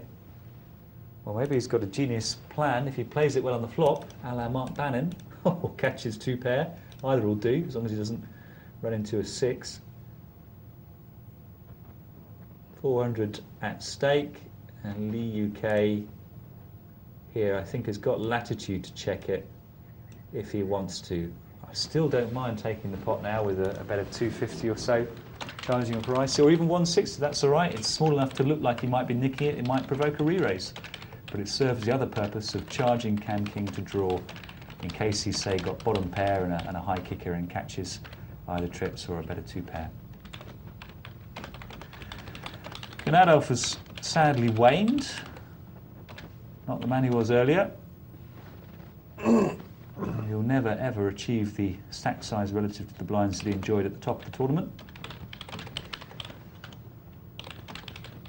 CD's in, Johan Haran calls. Cam King has got to let it go. Yeah, he doesn't know what's going to happen in the big blind. And he would have made 2 pair, but we won't dwell on that, because it would have won. Hi. Hi, you're back. Yes. Wow. How was it for you, Caspar? Stressful. Why was it stressful? It's not your money. It's irrelevant, isn't it? It's more stressful doing that than playing for $200 of my own money. I know what you mean, but you're through now. Through it. All over. Close the window. Sure. Bye, guys. Oh, Caspar's saying bye to you. Should we have a look at some emails? Yes. Since we're on camera. Emu says, hi, I heard you talking just now about handing out what people will win in the long run after people are all in. Okay, so we're saying that instead of dealing out the remaining cards, you just award the chips to the players on the probability, based on the probability that they will win. So if they've got a flush draw, for example, on the flop, then you give them a third of the pot and the 2/3 to the other guy, assuming he's got a better hand. I mean, a much better hand. My opinion is that this is simply very boring, and would take a lot of fun out of poker, okay? I'm a winning player overall, but I always get a rush out of seeing if I can get lucky in a big pot after I try to bluff on a flush draw or something like that. In the long run, it doesn't matter anyway, so why not leave the game exciting? Yeah! You're a big spoil sport. Yeah, well, it's an interesting idea, but what you find exciting, I find a bit stressful. Well, don't play poker then. Go and mow the lawn or listen to some classical music Could you eat fewer sweets next time we're on? Yeah, I'm sorry. The rush is quite noticeable. I know what you're saying about it being, you see the come down has started now, about it being exciting, but after a while I just find I want my just desserts, you know, and I think we're happiest You in get life. them after a while, that's the whole point. Yeah, but I want them now, you know. What, after a while you want them now? No, I want my desserts right now. After a while? You're not making sense, man. I may have had some sugar, but at least I'm not self-contradictory. After a while of playing with these exciting draws, if you know, Caspar, you'd have no problems. You want your just desserts immediately. Obviously, you're defining a while as less than 100,000 hands. Yeah, of course. I can actually feel having to restrain myself. That's mainly the poker and the blood flowing through the old, but it's partly the sugar. Thank you, Emu. Let's move on. Find a less incendiary email. It's from Gordon, poker pensioner. Careful, he may have a bad heart. For Dr. Tom, please. Well, I mean, I'm here, and I'm not going to shut up, am I? Well, I'll let you comment, Caspar. I've been learning poker from scratch now, 3 years since the age 67. Excellent. I'm loving it. I'm also earning even enough to double my pension regularly. That's fantastic. It is. Enjoy learning, and your programs are brilliant. I know exactly what Caspar means when he talks about good habits making grooves in the mind as they lead to success. Well, thank God you know what he's talking about. Well, you know, but the email's directed to you, so my good point. One thing, please, Doc, he says. He's not a real doc. He is. No, he is. The heart tensions, fast beating you get when playing poker, are they good or bad for health? Well, he's not that kind of doc. Also, can you tell me where to go to get the 2-card ratings, i.e. all the way from aces down to deuce 7? Many thanks with great respect and gratitude for your programs. What a lovely way to put it. Now, Caspar's right, unfortunately. I'm a doctor of baboon social behaviour. Do they do blood beating and heart tensions in that course? Baboons have orgasms. I mean, female baboons have orgasms. Not male? Yeah, of course they have orgasms, but we know all about those. Well, why are you telling us that? Just to point out that there's It's a quite sort of, weird ejaculation. there's a neighbouring medical discipline to my baboon social study. Someone, I won't go into the details, but they were measured quantitatively. I've seen a baboon's fake orgasm. I have seen female baboons fake orgasm. At close quarters? Straight up. Don't worry, mate. See, this Don't is worry. why they send the emails to me, because... Don't worry. It happens to all of us from time to time. You know, we're off the boil and You're not... they're making us he's feel not better. funny. He's not That's funny, what they're is he? doing. You don't find him funny, I don't find him funny. I don't find him funny. Can I ask a question of Gordon? Gordon, if you're next to your email and can email in. I've got a chance to go to Lisbon for 3 days doing some training for a company. I've never been to Lisbon or Portugal. I'm just wondering whether it's worth visiting for 3 days. Is it like a hotter version of London, or is it like Barcelona? Is it beautiful in its own right? So maybe you could email back with that. In the meantime, we'll try and explain something about the heart tensions. Just do your best as a layman. Okay, I don't know, Gordon. I'm terrified of giving out unsound medical advice in case I get sued. But I would say you're probably fine. I actually think it's quite bad, to be honest with you. What? Well, poker? I think the way that blood can rush in poker is probably quite bad if you're, with all due respect, Gordon, elderly. I would say if it's a worry, I would genuinely go to your doctor and get some beta blockers, which will cut that out. I could do with some of those, actually. Well, all poker players could do with some beta blockers, couldn't they? I have taken beta blockers for a couple of months in my life. Oh, yeah? And during that time when I was playing poker, it's a very easy game. because beta blockers basically suppress the gland that produces adrenaline. Mm-hmm. So if you produce no adrenaline, your heart doesn't beat, blood flow doesn't flow, you don't get shakes, you don't get tense or anxious. You basically... You've got no tells. You've got no tells, yeah. But do you want to bluff if you haven't got the adrenaline? If you're not getting rewarded with that adrenaline Well, rush? I tell you what you do. You get tired more easily if you don't have adrenaline, because one of the things adrenaline does is keep you alert. So they're not all good, but as a poker player's drug of choice, they're not bad. I'll tell you what, Gordon. When you're playing online, next time you bluff, because no one can see you online, take your pulse. And find out what your heart rate goes up to, because that will be related to your blood pressure. And tell your doctor if you speak Portuguese or he speaks English. Otherwise, just sort of signal it to I'm him. sure if he's lived there for a few years, Tom, they can communicate in some way. Well, you may be a very healthy guy, nice Mediterranean climate. And see what he says. So I retract what I said, because I'm actually genuinely concerned now that you might pop your clogs running a big bluff. Did you see it through glass, the fake orgasm? Was it through glass? Were you studying them in a... No, they were a lab. They were wild. And they're in the wild. Yeah. It was a wild faked orgasm. Can I ask one more question? Well, if it's done in good faith, Caspar, because if you're just trying to make jokes No, about... not trying to make jokes about anything. These are all genuine questions. Okay. How did you know it was faked? Because... I mean, I have difficulty enough, Okay, folks, this is truth, okay? Female baboons have got a special copulation call that they make when it's good. And they don't always make it, because sometimes they will be doing the Lord's work and they make no noise. And it goes like this. Praying? No, going forth and multiplying. Oh, right.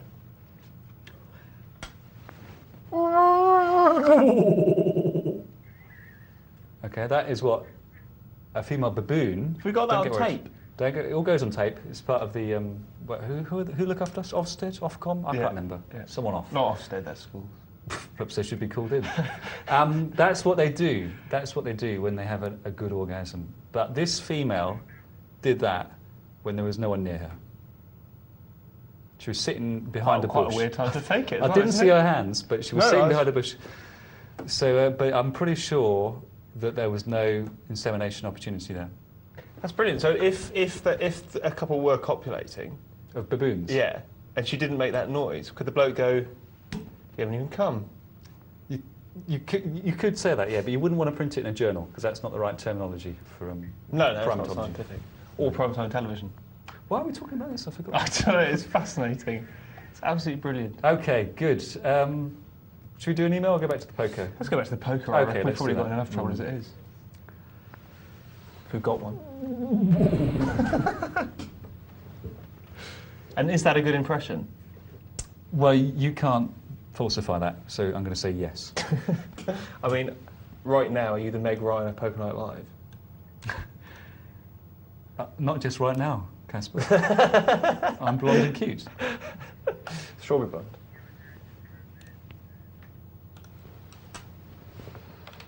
Well, Johan just gone out in third, down to 2.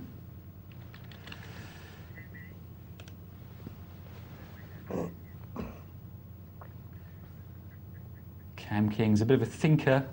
Let's that one go. Looks like CC has got his name all over this. Look, they're down to 2 now, with the blind still at 163.20. So if Cam King can double through, we'll have a bit of play in this. However, it's not looking good now. He might feel he's got to play with that. I certainly wouldn't blame him for sticking it in with King 5. But he is behind. How could you call with King 5? Because you got no chips. We don't have any chips in these tournaments. Stop being so sensitive. You've got to play aggressively. In fact, you've got to play more aggressively, I think, than in any other tournament I've ever played. Is that a prelude to you having me knocked out of the sit and go, Caspar? Well, we'll see. Multi-table update. Let's let's go and check it out. Check it out.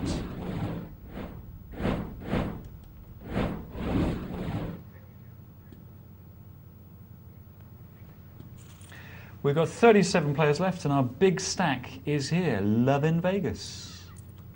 Oh, beg your pardon. It's Regis, who's got more chips, but they take up less space on the screen. I'm easily confused by things like that.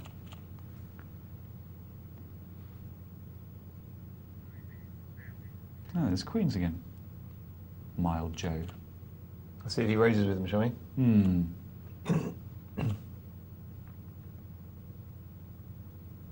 I think not raising the big blind would be a bit odd. It's been raised up to him. Oh, I'm going to raise. Do you know what? Actually, are you?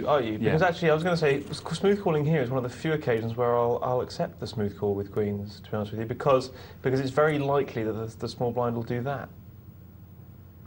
Put in some sort of continuation bet. Yeah.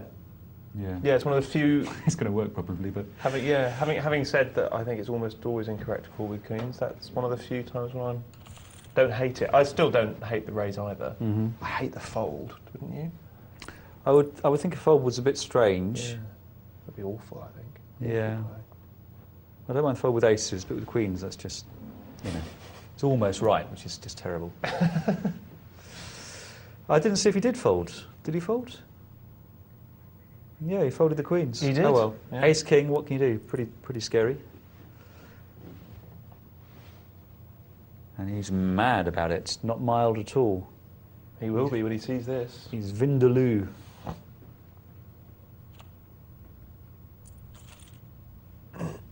He says, I'm not going to make that mistake again, and raises before the flop. Flops his flush draw. It's a nice sort of flop for him, but it's difficult to represent anything. Yeah.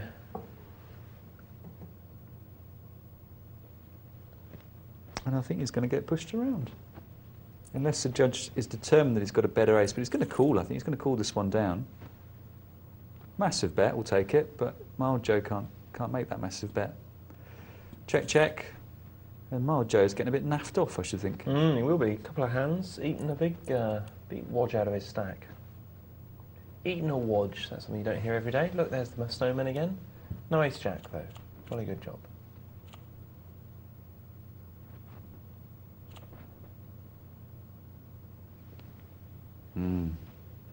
Queen 2. Not ace-jack, Queen 2. Quite different hand here, folks. Not to be confused. Do you think he's love in Vegas, or do you think he's in love in Vegas? What, love in Vegas? Someone called Love, Russian. No, I mean, is he in love in Vegas? I was in love in Vegas once. Were you? Do you fall in love easily, Caspar? She didn't deserve it. No, it was just bitter in Easier in than a London. baboon, obviously. What? I don't know, do they mate for life, baboons? Baboons? No, of course not. Oh, no, they're highly promiscuous. Really? Yeah, gibbons are monogamous. Storks mate for life, don't they? Well, you see, the thing about birds is they're at it, they're all at it. Oh, really? No one's really Is it a big monogamous. pretense? Well, yeah, it is. It is. Lobsters, they mate for life. We learnt that in Friends. Yeah, natural history in Friends is not that reliable. Well, it is, because Ross is a paleontologist. Queens have raised before the flop. Good job, too. Look, ace-jack. Nice solid raise. And he's pushed. All right, it's probably stronger on paleontology. Oh, Frankie. What was that, Tom? We know Frankie, don't we? We've seen him before. I don't know. He's not always that bad, is he? He's taken a view that Skinner's got unsuited, unconnecting overcards. And therefore, Frankendoodle is about 55%. That's well, that is someone out twat behind him. What was going on there, Tom? That's one of the maddest things I've seen on Poker Night Live, actually. Didn't make any sense to me, but, maybe we're missing something, Caspar. What, like Skinner's a all-in queen? Just made that up. Maybe he put Skinner on deuces and thought, you're not pushing me off this. This is a split pot, or my name isn't Frankie Doodle. See, you always come at it from a different... Very clever. You could have sat me here for a year and I wouldn't have guessed that.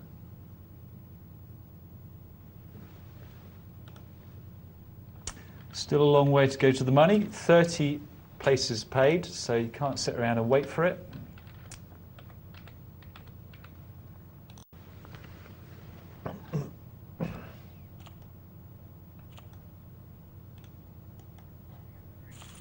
Let's have a look at an email then from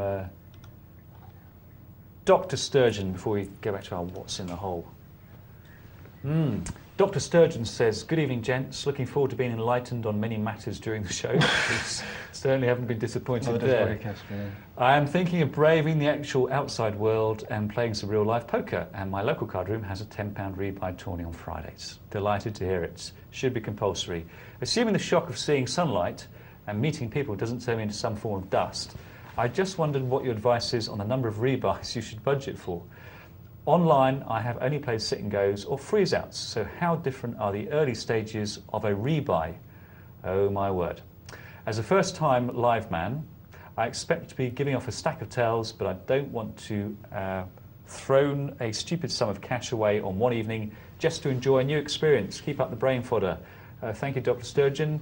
£10 rebuy in some flea pit. What do you think he needs? 40 quid? Yeah, 40 quid. We've said it before, we'll say it again. You've got one of two options to you. Either join in the madness, but play a bit better, in which case you could budget for up to 60, 70, 80 quid. Wouldn't be out of the question, because the average rebuy will be about 4.5, I would say. Or you can tighten up, play tight. Just buy one or two rebuys if you can't afford that bankroll, and then you're playing very tight game, opening up in the later stages, and you'll win less often. You'll have the joy of making the final table much less often, but you're getting so much overlay to your money that it doesn't matter, because they're all buying in 5 times and you're buying in twice, and so they have to win 2.5 times as many times just to break even as you did. Absolutely sound advice. Can't fault it. What's in the hole? Dr. Sturgeon and others. Practice your poker reasoning right here. What is in the hole? I think this is quite an interesting one, Caspar. Because, man, that's funky music.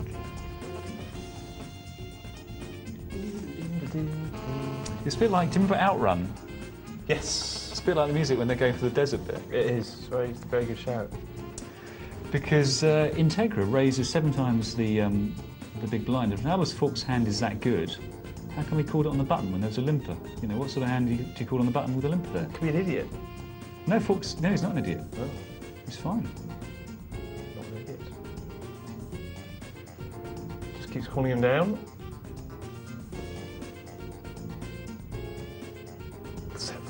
With a turn. He raises him up. What's in the hole, folks?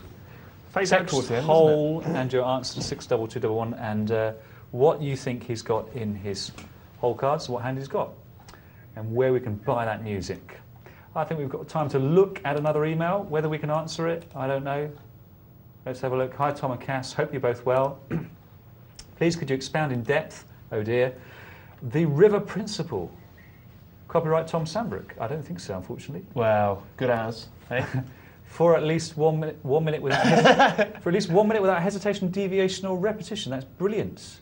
Unfortunately, we've only got 45 seconds before a hard count for the break, so we can't do that. But we'll do it afterwards. Maybe we'll toss for it, see which of us has to do it. More precisely, how many outs should my opponent have before I decide to check instead of bet? Interesting. Not quite the point there, but bit vague.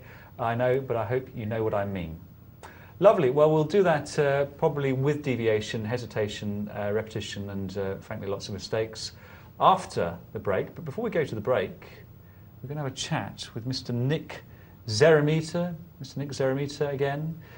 Look forward to hearing his views on poker if we have him on the line. So don't go away. Let's see if we can get him right now. Toss a coin, do you mean?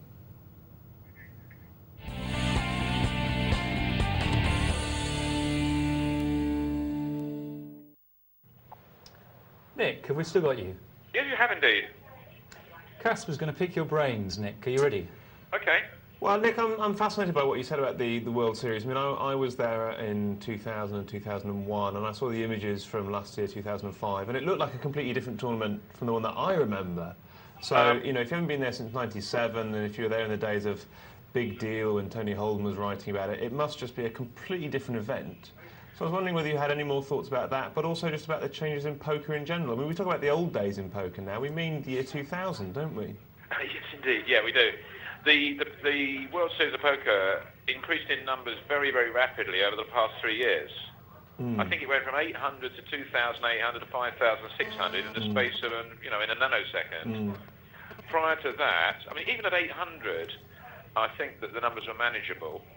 Sure. But when you start talking about numbers like 3,000, 5,000, and I believe they thinking, well, we might get 8,000 this year, then it's absolutely impossible to look after your customers. It's as simple as that.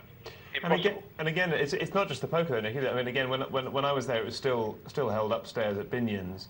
Now it feels like a trade show. I mean, the pictures that I see, it looks like a trade show in the Excel Centre, just with this huge room. It doesn't look or feel like a poker tournament. Well, I can't comment personally because I haven't been there under these conditions. In the good old days, it was quite an exciting thing, and it was quite sociable because there were sufficiently few people. Obviously, there was a lot of people there. About 4,000 to 5,000 used to turn up. But you still had a circle of friends and you could socialise, and Jack McClellan, who used to run it, used to dole out comps, and everybody used to go out together into the restaurants, and etc., etc., and it was a social thing as well. These days, I get the impression it's a bit impersonal. Can I just play devil's advocate here and say that many of the people who watch our show are new to poker and maybe a bit sick of hearing about the good old days. I mean, the World Series is now, it's bigger, there's more money involved. Yeah. It's more democratic because people can get in for $1 or $30 from their machine and find themselves playing against the devilfish. So it's much less insular. And there's a chance to make yourself a superstar now if you win the World Series. And that comes because it's bigger and less... Well, less, as you say, the old boys telling the same old stories to each other. So, although it's different, I'd say maybe it's not such a bad thing. I couldn't really comment because I haven't been there and played under those conditions. I just know what I like. Yeah. I'm sure that it has certain advantages.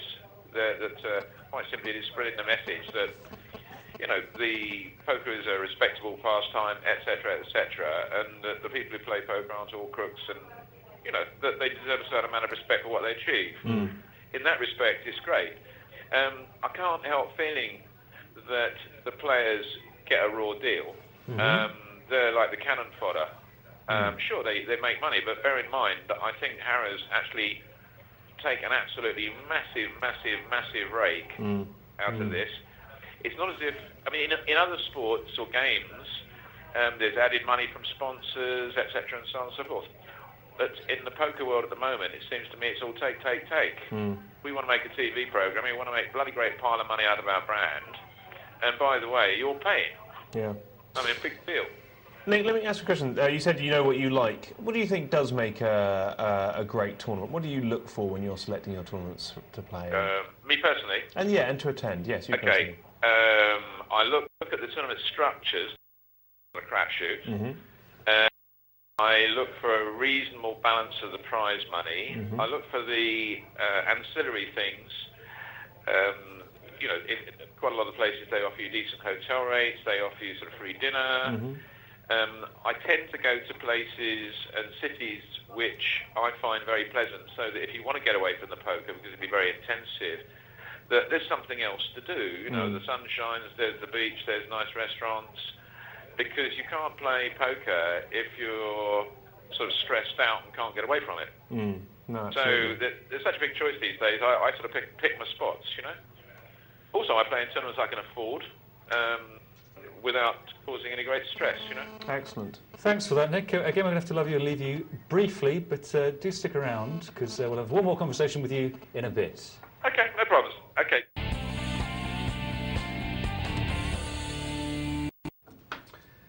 Welcome back to the second half of Poker Night Live. Before we go off and dive into the inner workings of Cass's sit-and-go tourney strategy, we're going to look at the remainder of that email from Rob. He was interested in the river principle. He wanted me to talk for a minute without hesitation, deviation or repetition on it. I think that's going to be a bit tricky. I'll try and do it for, 30 seconds, Caspar. You're in charge of the buzzer. Because it's the river principle, I can say river as often as I like, by the way. That's the rule. Principle as well? Yeah, like this, and and things like that. Okay. The river principle is a principle that says in poker, when you reach the river and you bet, your hand must be capable of being called by a worse holding... Deviation.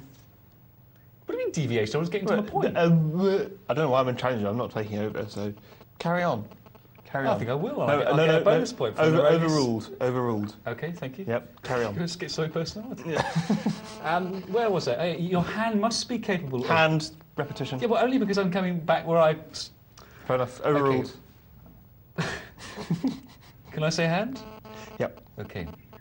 Your hand must be... What twice. You said it twice again now. Okay. All right, I'll go on your from cards, just after your hands. cards. Yeah, okay. By a worse holding from your opponent for your action to have value. Carry on.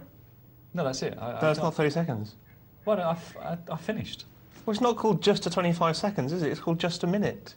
Or in this case, just a half minute. I don't know, Rob. I think you got what you wanted. That's the reverse. I don't think you did. Cheated. Well, what else have we got? We've got smudge. Baboons. I'm a bit worried about this. Hey, Dr. Tom. How closely related are humans to baboons? I became disturbingly aroused the moment you impersonated a female baboon. Please don't do it again. Cheers. How closely are we related? Not all that close. They do all the things we do. Well, but they do them without shame. They can't do that, can they? No. Well, it's just one thing. I mean, I could have picked driving. I don't think they do anything that we do. Do that, Caspar. I don't think they do anything we do. We're 97.7% genetically similar to chimpanzees, aren't we? But we're 50% related to water lilies. That means nothing. Is it just water lilies, or is that a whole gamut of vegetables? Yeah, just about everything, you know. 97.7% is an interesting statistic, because that is also, coincidentally, the same rate of return as the Circus slot machines give. 97.7% payback. And that leads to my favourite ever piece of gambling literature. Oh, yeah? Yeah, the best thing that's ever been said about probability, which is, first thing that's fascinating about this is that slot machines have neon signs around the top of them in Vegas that go around and say, you'll receive a 97.7% payback. Well, of course, that's saying you'll make a loss if you play this machine, which is an amazing way to advertise them. But the interesting thing is it's less of a loss than if you go down the road to this other set of slot machines. Not if you go down the road to Bally's, actually, because those pay 98%. Could have all changed. I'm going back 3 years now. But the brilliant piece of copy that Circus came up with was they had their mascot, Happy the Clown, and he's sitting down with his glass of champagne. And this phrase, I think, best describes people's attitudes towards probabilities and certainties in today's society. And Happy the Clown is saying, if there was a 97.7% chance of rain, it would rain. Think about it. Which I think is brilliant. Well, I'm sorry, I think that's facile and stupid. Do you? You don't put money into it raining. It rains or it doesn't rain. No, that's not it. The point is that if there was no 7.7% chance of rain, people think, therefore that's a definite certainty that it's going to rain. Well, how stupid can they be?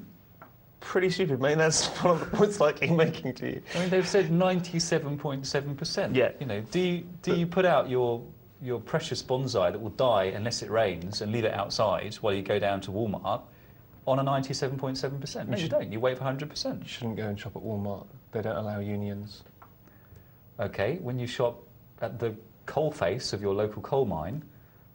You can't buy anything there except coal. For Laura. And you can get that at the garage. Well... Charcoal briquettes, anyway. I don't know.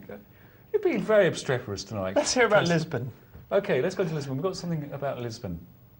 Who was it? You're going to Lisbon. You want to know about Lisbon? Well, I want to know whether I should go to Lisbon, and this is, at the moment, is swaying me not to. So if anyone's got any, opposite opinions, then do get them in, because this is all I know. This is all I know about Lisbon right now, and it's from Buffy. What does she say? That's a she, isn't it?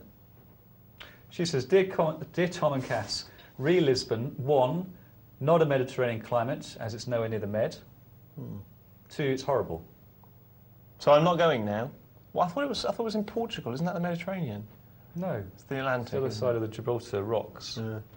So, if you know anything different about Lisbon, do tell us. Or if you have a funny story about probability, we'd love to hear that too. But baboons, we can take it or leave it. Now, there's no point dilly-dallying now, because Caspar has just played... What do you think the chances, Caspar, are of you winning 3 sit-and-go tournaments if you're a random player? Or if you're an equal player? If you're just an equal player, the chances are 512 to 1, aren't they? It's 8 times 8 times 8. So less than 97.7%. Or the opposite of that. The guess chance so. of you failing to achieve that is 97.7% Yes. plus. Yeah. Well, it's 1 in 512, isn't it? Yeah. 1 in 513. It's a big number. So it's Just tick it out. 0.02%. It sounds a bit like the Velociraptor. Yeah, Jurassic but Park. how do they know that they spoke like that? No, not the Velociraptor. Don't... Dilophosaurus. Oh, well, that's fine then. But I mean, how did they know that that's how they... Look, there's me, seat number 3. Caspar B, here it is. Spelt wrongly. So it is. Caspar B, good. So what's your strategy here, Caspar? You can tell us now, because you've Well, played it. this is a $30 table, and I'll be honest with you, I'm terrified. Because, why? But you normally play 200. Because if a $2 table is equivalent to a $50 table on this site, then this $30 table is going to be equivalent to what, a $1,500 table? Oh, I don't think it's linear like that. I think you're going to be all right. Scared me. So I didn't know what to make of it, and I'll tell you what, it was different. Or let's put it this way, you'll see. I mean, it's this a far more aggressive table. Remember, we've had these issues with these tables being slightly too tight, and this is certainly not too tight, I'll tell you that. Well, I don't know what cards people have got, but it certainly came across as an aggressive table. As a cat attack. Do you think he attacks cats? Because that's not on, is it? In the Highway Code, if you hit a cat, you have to stop. No, because the number of characters you allowed in your name on a poker site doesn't really allow you much in the room of grammar, so it's difficult to know. Yeah, that's a good point. So I've got 9-5 there in first position. I'm thinking I'm probably going to fold it, but you're probably talking at me at the moment because you didn't realise I was playing in a tournament, so... It's worth pointing out, actually, Caspar, that because you do pride yourself on being right, you don't have to report it if you knock a cat over, but you do if it's a dog. No, that's not true. It's either. To the police. But you have to report it if it's a dog. A dog you do, but not if it's a cat. But you have to stop if it's a cat. You have to stop? Yes. And do what? Not to report it to the police? Phone your mum instead? Wheel the cat off the road. If it's got wheels. So if you knock a wheeled cat down, yes. you must stop and wheel it off? Yes. And if you don't, you should have a spare set of wheels in your boot. Fine. Now I've got 4-2 in the big blind. I'm thinking that's a waste. And what should you do with that, Caspar? Well, what happens here is the power makes that a lot easier for me. You throw his hand away. No, he raises into me, look. Oh no, he just calls. I check. But you throw it away anyway. Well, that's the end of the line for you. Yes, I was going to try something clever, but I didn't. Quite rightly. It wouldn't have been clever. It wouldn't have been big or clever. Now, the Power's getting a bit of a reputation for being a sort of aggressive guts. But look, you know, he's got the hands to prove it. Mm-hmm. So...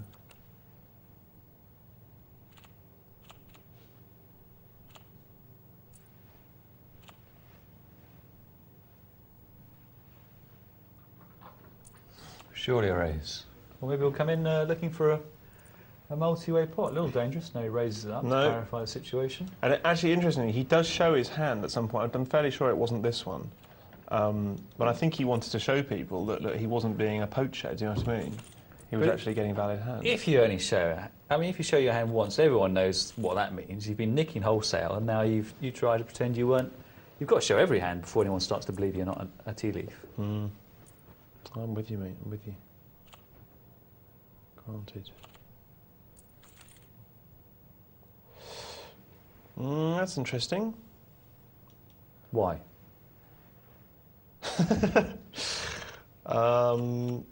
Because he's called with the flush draw, and I thought that he raised with it, and I'm fairly sure he takes this pot, so I'm wondering at what point he takes it, and how and when and all the rest of it, and there we are, he's going to take it now. So, and if he hadn't caught that spade, then obviously things would have been very different for the Power. Everyone wondering whether it was Phil the Power, of course, the famous darts player. Everyone asking me that question, as if we're furnished with such information. Are we hackers-like? Now, Never Lose Com, if he puts this down, is going to do well, I think. You know, you have that sneaky tendency, don't you, in the back of your mind, just to see what the frap's going on. What the frap? Mm-hmm. I remember seeing a kids' TV show. It was a sort of futuristic space show, and it was on 10 in the morning. It wasn't Kappa 2, was it? I don't know, but they made up lots of swear words. Oh, really? So they'd say things like, "What the Lewis are you doing?" and things like that, that were fine, but in the context it was understood that they were in that distant galaxy, a swear word.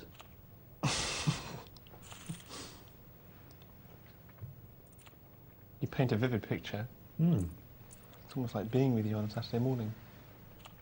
I was wondering about that hand. Look, he's raising me now. I've got my pair of threes, ace jack. Golden Jagger, another razor. No, of course I'm not going to do anything with them like that. Yeah.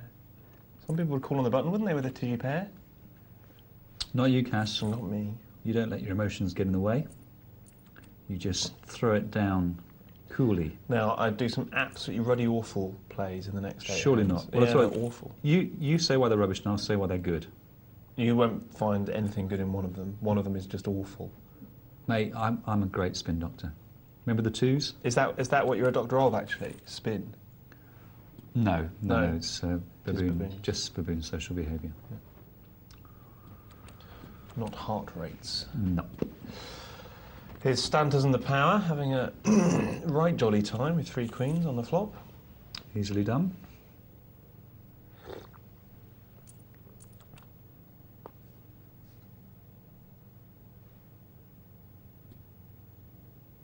Ooh, no, check. Is this the moment that you're dreading going out on live TV, Caspar, with 9-4? Because I'm with you if you're dreading it. Oh, thank you for being with me. No, I wasn't dreading it there. Okay. No. Well, there's that dread, isn't there, of being first out on live TV? I've got it out of the way. Yes, you did well to clear that milestone in your first tourney. I did, yes. That's the only sense in which I did well. Neverlose.com now, pushing with his ace-jack. What do we think about that? He doesn't actually say levelose.com. What we've done is accidentally advertise his website. I have. Is that what it is? I think probably so, yeah. Oh, cheapest advertising you'll ever get. It's very clever of him, actually. We're going to be infested with it now, aren't we? Invested? Infested with, whatever, I don't know. Well, I'm thinking of getting my site up there, CasparB.com. Oh. You don't have a site? I wish I did now. Golden Dragon thinks about it and then calls, and I'm just wondering whether it's just a bit early. I mean, you've got to make moves in this tournament so aggressively later on, but I'm just wondering whether that's a little bit early. You know, blinds are 10 and 20. I know in 20 minutes it all changes, but at the moment you've still got 30 times the big blind. So was it a time to push with ace-jack when a first position raise has come at you? What has someone got in a first position raise in these days? 23 seconds you did. Now I've called in my usual late position way here. Now, what's your reasoning here with this queen nine? Well, I just like to do this in the early stages of a tournament. It doesn't cost me anything. Folding terror. With terror, Caspar. I don't think that's out of any respect for me, and I flop a queen, so... It's been checked to me. I have a little bet. How big's your bet going to be? 50? 60, actually. 60. Mm. Now, did you at any point implement the leave yourself one chip? No, it was pointed out strategy? that I specifically didn't do that when I went all in. No, I probably should have. Won't work in a live tourney, of course, folks, because unfortunately your chips get changed up. So you never really have 1,000th of your stack available to leave. No. I think you're going to fold this, aren't you, Caspar? No, I'm going to call this. Ah. Even though you just took a pot without showing your hand. Yeah. Well, you're terrified, mate. Look, even ace-king, well, not Charles, he'll raise, but cat attack. Or is he coming in because he thinks he can exploit you? Do you think it's catattack.com? Do you think it's a website devoted to some sick killing snuff cats? movie website? That's sick. Not necessarily kill them. You could just maim them and then put them back together again. Okay, well, you commentate on your play and I'll have a look on the web. Well, You're supposed to be the voice of reason whilst I lord my play. Well, you just lord your play. I'll give you free lord. Okay. Well, I folded there. I don't know why I took an inordinate amount of time to do it. I mean, it wasn't something I was thinking about. No. No Caspar. Well, perhaps that's available there, folks. If anyone does want to set up catattack.com for any reason, go for it. Apparently it's a game, though. Some sick game. I think I'm sitting out of this hand for reasons I can't quite fathom. I think You're probably stuffing cola bottles into your gob. Yeah. Yeah, I think I was timed out. And so now I'm in the big blind, and I have 8-3, which of course is David Klansky's favourite hand. Something amusing? I've got a picture up of some cats frolicking in a meadow. Yeah, that's quite weird. Not being attacked though, are they? Nope. You might want to come back and join us, buddy. Now, here's the power. Look, he's now being very aggressive, isn't he? He is, yeah, there's no denying that. He's got 6-4 suited. Once again, I'm just taking an inordinate amount of time. I do apologise. Cat attack. I think so. That'll be King 10. He's made a first position call. That's the problem with the old first position call with King 10. And Stantis now has much more of a decision to make. And he makes a good one, in my opinion, even though it happens to be that he's wrong on this occasion. And if you don't understand what on earth Caspar is talking about, you must watch the show more often, because the truth, even though it clearly sounds rubbish, but it is true. And why is it true? I'm not going to give it away, unless you watch the show more often. Okay. And this is Pro Night.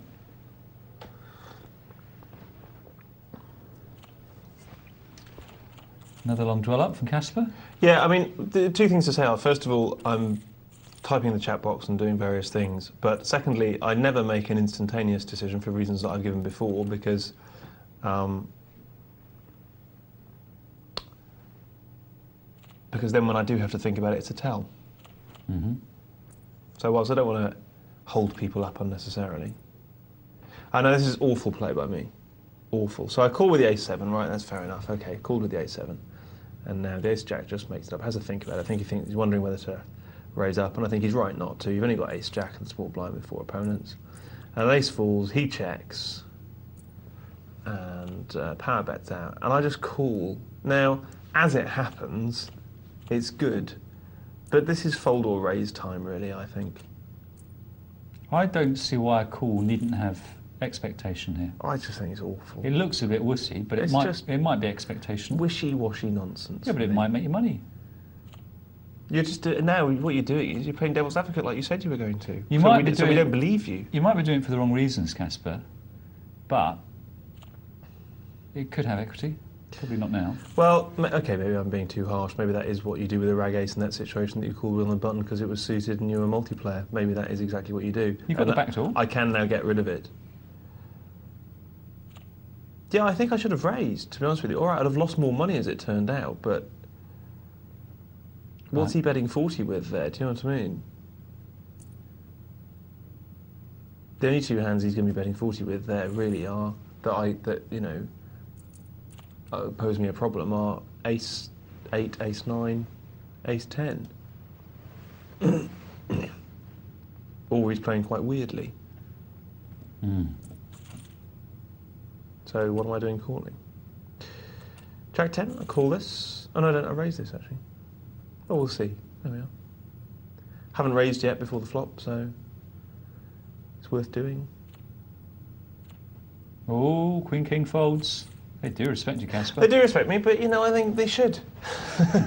No, I think listen, I would have folded Queen King from the small blind there. In fact, I've demonstrated that. I've talked about King Jack in the big blind in exactly that situation. What are you going to call with King Jack in the big blind for? The problem with Queen King and King Jack is you're so likely to be outkicked, and you've got no position. I'd rather call with 6-7 in the big blind. King Jack there again, so I'm trying to claw back some of my ridiculous losses. We haven't seen the worst move ever yet, mate. Don't worry, that's yet to come.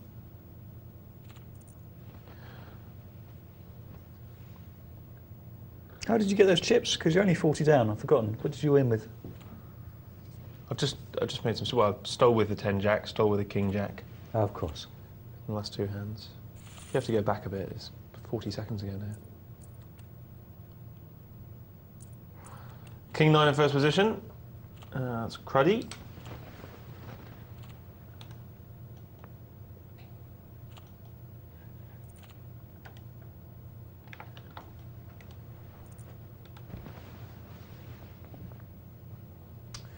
That takes it. Queen 8, the aggressor, takes it down.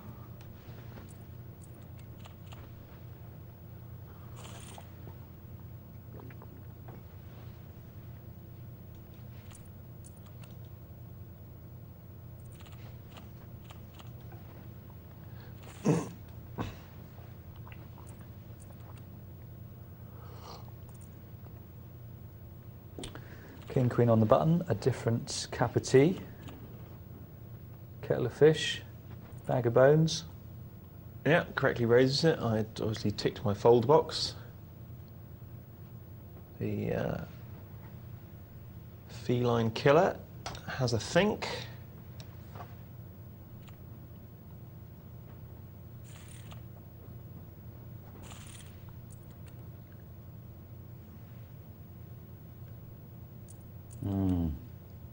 Ace 10.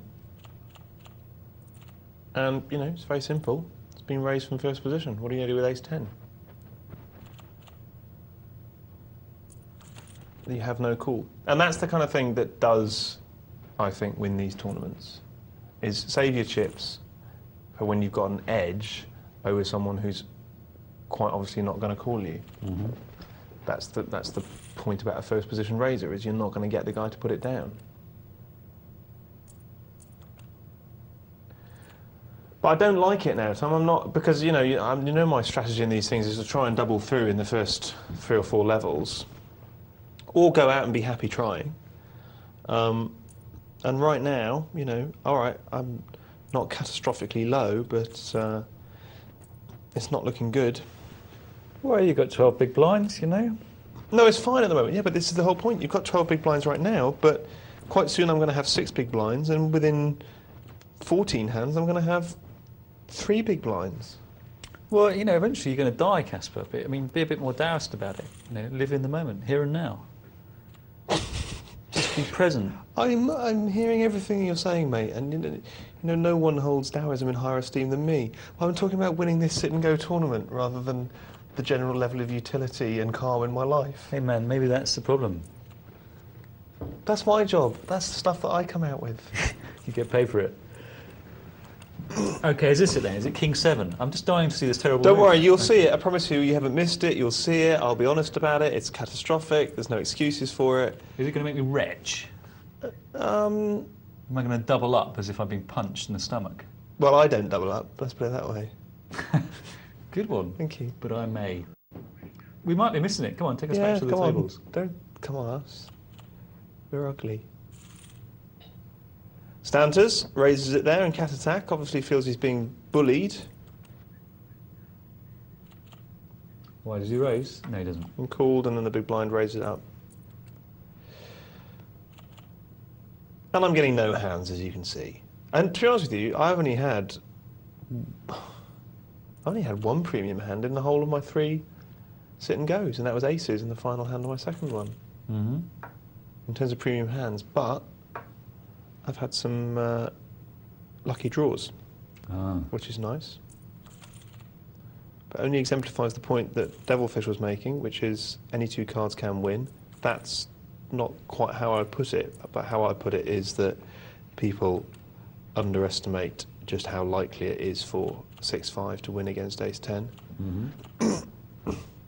And in a tournament where you've got to be aggressive, which this is because the blinds go up so quickly, you've got to take chances on hands which are not premium. And all right, it then becomes a spin the bottle crapshoot, but the point is it's not a spin the bottle crapshoot when there is a possibility that your opponents will fold. Mm-hmm. And therefore, you have to make that move when there's a possibility for your opponents to fold, because if you're waiting for a good card and you wait till there is no possibility your opponents will fold, you actually have less of an edge with a better hand than you had with a worst hand and the possibility your opponents will fold. Am I making sense, Tom? Makes sense to me, Caspar. King 4 raises it at me. I've got Queen 6. I have no desire to lose another 80 chips Because at this stage, my chips are so valuable, I think. So valuable. The old adage that I've quoted from business is so relevant, which is that 1,000 saved is like 10,000 earned. We've got a rather brilliant email here from Kev Steele, but I'm going to save it till after Caspar's exit from this tournament. But I would have to say it's pure gold and probably the best we've had. Here we are. Now, right, I'm sitting here, and as I press the button, I know exactly what's going to happen here, because Charwell's only got 725 left, right? All right, he's got an ace, but literally as I put that in, I thought to myself, that is a button steal, it's not going to get any respect, and this guy is low on chips, and he will come over the top of me. And I'm not joking, that is exactly what I thought as I pressed the button. And if I'd given myself another 5 seconds, I wouldn't have pressed the button. That, for me, is an awful, awful play. Isn't it? Yep. You've got nothing. Yeah. Got Jack 7. No, it's fine. Caspar, sometimes he'll fold, even if he knows you. I mean, you're right. If you think he's going to call with lots of hands or raise with lots of hands, don't make it. But he's correct there to raise with 6-9 in my opinion. Of that 240 that you put in there, against Charwell, he's not going to raise with 6-9, because you might have it. You can have it. So of that 240, you will get back probably 180 of it on average. Well, Charwell, good play anyway. Good play. It was a good. You've absolutely done exactly what I'm saying, which is you've picked your spot. You've played aggressively. You can't afford to let these chips ebb away from you. And I'm not taking... But hang on a minute, you might have had a pair of 9s then, there's no reason why you couldn't, and he'd have raised you with... I mean, it was right on that occasion, but you're being a bit results-oriented. I think he's justified in making the move, but it happened to be quite nice for him, he didn't have a hand. Another time you will. That raise didn't mean, I've got Jack 7, push me off it. No. You just feared that. No, I know. It's always lovely to have a great hand on the button in that situation when you're, the blinds are going up, but... Now, I think I might push here, actually. Because I think I say to myself, right, the next time, well, maybe I don't. No. So that was a judgment call. That is the kind of hand that I'm going to. All right, it fell just one side of the line, and I'm glad it did. But my point is, these blinds, I've now got, just over 3 big blinds in my stack. And you've got to take chances. Because you just can't come back to my point. It is better to take a chance in first position when I've got a bit of respect at this table with Queen 10 and get people to fold than to wait till I've got a decent hand and I've got 2 big blinds left in my stack. Look, I've got 380 left now. It's rubbish. Well, Caspar, I guess you must fold here or get lucky, but I don't see how you can fold because you've run out of... no, you call. Now what? Well, watch and learn, Tom. I shall, that's for sure. Now, look how much time I think here. So I call.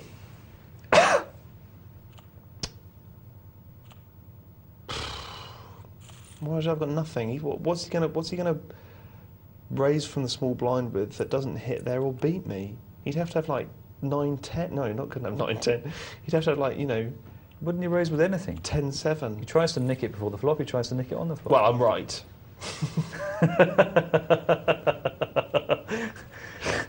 So you are. So go figure. Right, we'll bear in mind that reasoning further down the line. I think that's a good fold because I don't think you've got a call there. I think he's got me banged to rights. I think he's got a bigger ace, and if he's got a bigger ace, then what am I going to do? So, all I can do now is push my king 6. I'm glad that cat attack folds, and I hit my 6. What are the chances? Ooh, I hit my king. He needs an ace though to make him a bigger 2 pair, but he doesn't hit it. So I double through, but I also get cat attacks dead money, so I actually treble through effectively, which is nice. But I'm coming back from 220 chips there. So if I do anything, it's all right. Yeah, I'm interested that you called with the king without too much worry, but with the ace, where you were potentially ahead against a small blind. Hang on, ace with that flop. Yeah, but before the flop, you could have moved all in. Yeah, I could have, and I'm glad you raised that. Well, I'm glad you're glad. Because I don't think he's going to fold. Yeah, true. And therefore, I may as well play it out on the flop. Okay. If someone's not going to fold, I don't ever see the point of going all in when you can play it out on the flop. It may be exactly the same, and you may have to find that you're going all in on the flop, knowing that you're not best. But at least give yourself the chance if he's definitely going to call you before the flop. Unless you're in a situation where you might be ahead and you might get away from it on the flop. That would be one That's reason to do possible. it. Yeah, but yeah. I'd like to know how you can know that. Well, Caspar, you know, you can't teach this sort of thing. What are your results? It's stupid to go with results, isn't it? It is, yes. It's pointless when you're broke to say that results have got anything to do with it.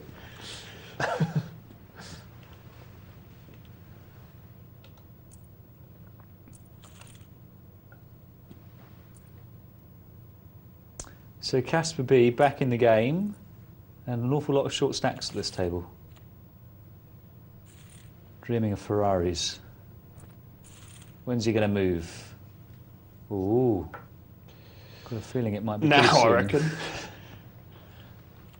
And this will probably take it down. Unless Charwell decides to punish Caspar. Or, you know, with 240 dead money, if Charwell calls, he may say, well, you know, let's give it a spin. I'd let it go myself, but... And so would I, because I think Charwell does exactly the right thing. Why would he put his entire tournament on, you know, a small pair? Because he thinks you're such a terrific player, you'll outplay him heads up anyway.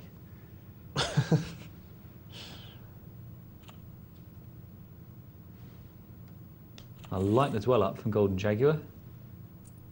I think he was a bit sick of me stealing his blind, but I'd never did it, actually, without something. Well, I would have more respect for you if you did do it without something. I don't think you should apologise to him. Oh dear. Oh dear for Stantis, who's going to get outdrawn, no doubt. More dwell-ups. Over the top. Now, here. Do you call or do you raise all in? Because we were talking about this earlier. Oh, you raise all in there because he's going to call you, and you want to get your money with aces there.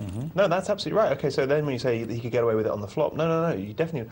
My point is he going to call you? That's all you want to know. And of course you can't know anything 100%, but the point is in these games people will make these calls. But I was talking about earlier in the evening when I Yes. said that when you've got aces, you Yes. definitely want to get it all in.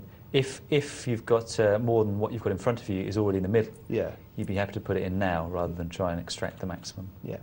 Now, here's ace-jack in first position, and, you know, we all know how much I hate ace-jack in first position, but, you know, I've got 5 times the big blind. Big blind's going to be coming out in, very soon, and I think the big blind goes up to 320 in the next couple of hands as well, may even be the next hand. So... I moved last time I played with ace-9 suited here, and I didn't much like it, but I felt I had to do it. Would you have passed? More or less the same situation. With those chip stacks? Exactly the same situation. No, I'd have pushed. Yeah. Yeah. Again, it's all chip stack. It's all the sheer paucity of decisions that you have with the chip stack, and you've got to be aggressive. And if someone's got ace-10, tough. Well, they might fold, but... Yeah, if someone's got ace-king, tough. Now, got a feeling Swanlee's going to move, so that denies you an opportunity to make a decision. Were you interested in the king-8 for a call or a raise? If it was folded? No, if it was folded, I would have set him all in, definitely, without hesitation. But because these blinds, look at these blinds, you know, they're now 480 in chips. The blinds are now, you know, more than half my stack. So I'm definitely interested with that king-8, but not when someone's done anything before me. And to be honest, Tom, that includes a call. If someone had called before me, I wouldn't have done anything there, because again, they would have called my raise. My raise is now only 2 times the big blind. I've got 2 big blinds in my stack now, and you know, people have said I've been lucky in the past. It does take luck to win or to come second or third in this position. If you've got 2 times the big blind in your stack. Yeah, if you've got 2 times the big blind and you bet and everyone folds, that is luck. The luck is no one is out there with a calling hand. And there's nothing you can do about that. You must bet, and if they fold, well, you're entitled to pick up a pot through no skill of your own. You can't play skillfully on all the pots, you've just got to play skillfully on the ones where skill is offered to you, or is a possible way of taking it. Yep, so once again, I have an ace. I don't like ace 2, and I probably wouldn't have done anything with that anyway. Here's the move. Here's what it is. This is effectively what wins me the tournament, to be honest with you. What everyone's computer disconnects. I push now with queen 8. Now, do you know, is this anything to do with Stanters? Do you know him to be a type player who just might fold here? Or is he just not push on really. the cards? Not really. I could have had 7-2 there, Tom, to be honest with you. Ah, well, that implies that it's not the cards. You're playing it on the basis that someone might fold. I'm playing it on the basis that I've just got to make a play before the blinds come round to me. Mm-hmm. I mean, you know, I can't say that I've plugged into a computer Stanter's fold frequency because I've only played 30 hands with him. Mm-hmm. You know, at the end of the day, there's a certain amount of pushing and hoping there. I even think about it here with the 9-10, but I decide not to because you've just got to accumulate chips. Mm-hmm. You know, I'm doing it from early position, which is where I prefer to steal from. It gets respect. It wouldn't have got any respect. I wouldn't get any respect if I was on the button. It was Swan Lee in the big blind. So it's much more about position than, or what we call reverse position, than a reading of the man. Mm-hmm. And the cards aren't awful, but I mean, you know, they're damn close, aren't they?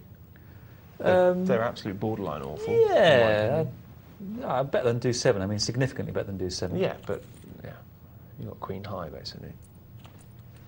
So yeah, that was the thinking there. It wasn't convoluted, you know. And I think it's it's a stupid thing to say. I was going to say I think it's justified because I'm dealt trash here, but the way that it plays out is irrelevant. The point is, you cannot sit there waiting for ace king in this tournament. You just cannot do it.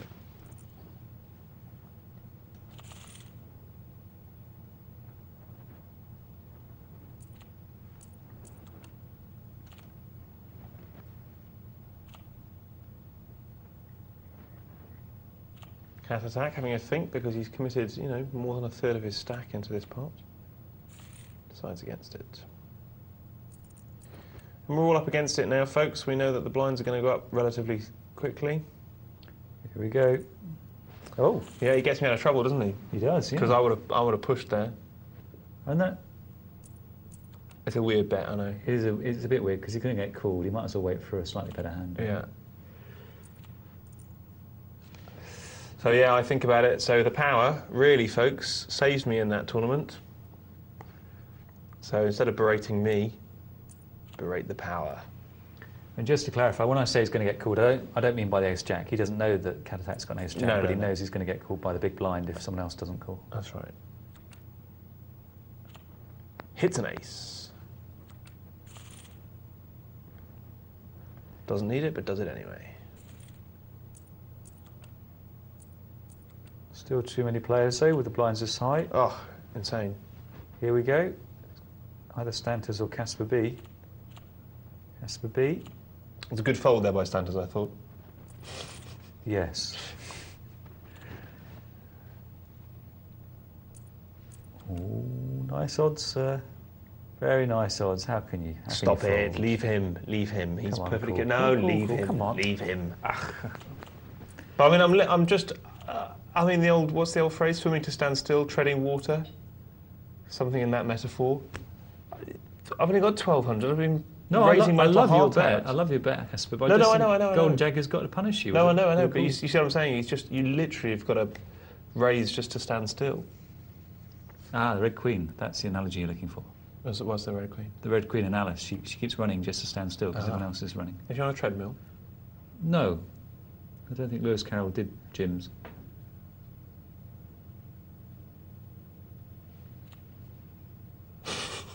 Is that a euphemism for he's not gay? No, I was thinking along those lines, but I thought there's no satisfaction. And this is the hand. This is my biggest piece of luck. This is the luck that gives me the tournament, not the move that gives me the tournament. You've got the best hand, apart from the sevens.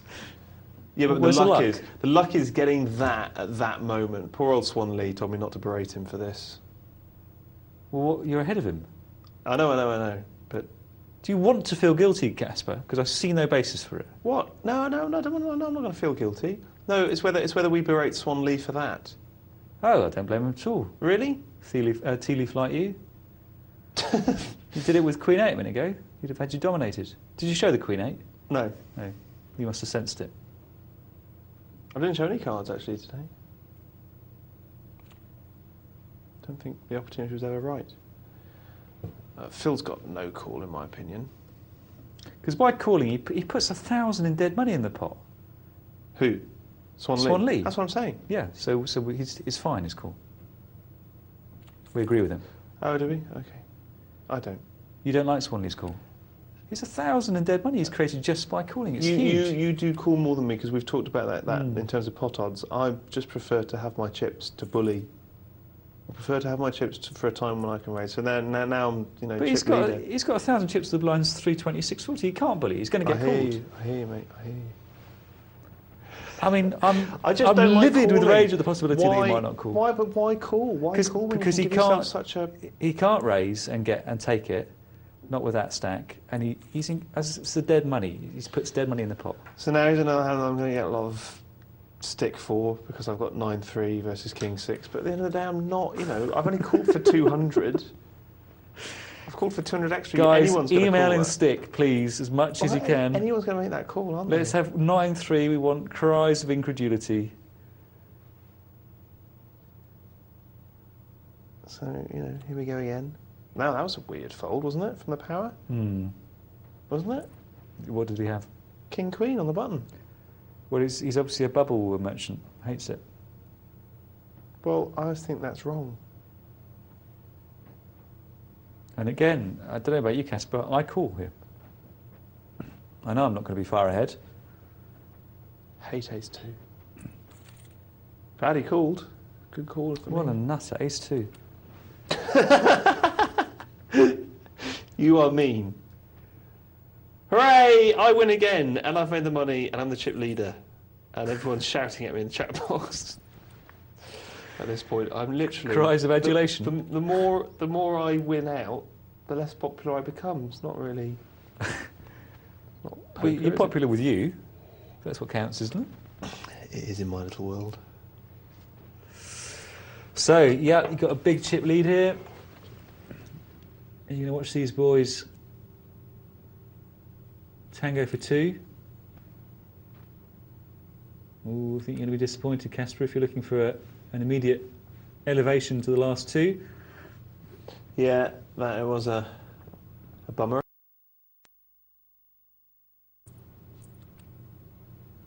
Well, let's see how Caspar Berry plays this. Can't remember, actually. That sort of implies it's not an automatic decision, I would guess. Yeah, I fold. Yeah, I fold. Would you have pushed there? I've got some sympathy with your fold. Yeah. Push now. I don't think it's automatic. Yeah, No. push there. Because you're almost certainly ahead of the big blind. And the small blind leaves his money behind. Yeah, that's exactly why I did it. 9-10 Jack Queen, 8-9-10 Jack Queen. Oh, I've read this straight already. Look, 7-8-9-10 Jack Queen. Didn't even see that. So it's heads up. I was quite relaxed at this point. Were you? Mm. You seemed quite relaxed all the way through. You were eating a lot of sweets. Or was that nervous tension? No, I was much more relaxed during this tournament. They're still much more stressful than playing at home, but...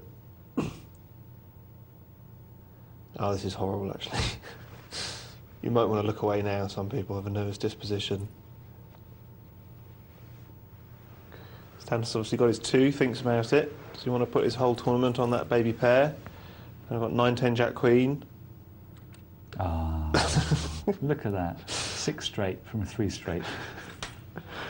It's horrible. Sorry, Stanters. But can we let's just say it again? Just leave it at sorry. No, Caspar. I'm not saying no. Stanters, You're to Stanters, I'm genuinely sorry, but what I'm saying is 3 wins in a row, the odds against that randomly are 512 to 1. Mm-hmm. Can we have a look at that again, or because that was very brief, I thought. Some people might not have clocked the name at the top. So do we conclude then that your play is not just average, it's above average? Oh, I don't know. It's all very short term, isn't it? It's a marathon, not a sprint, Tom. Marathon, not a sprint. What will happen is I won't win another one, and then, by the end of the summer, people will be going, oh yeah, you only won 3. Look, Dr. Tom's got 8 wins. And there you were after...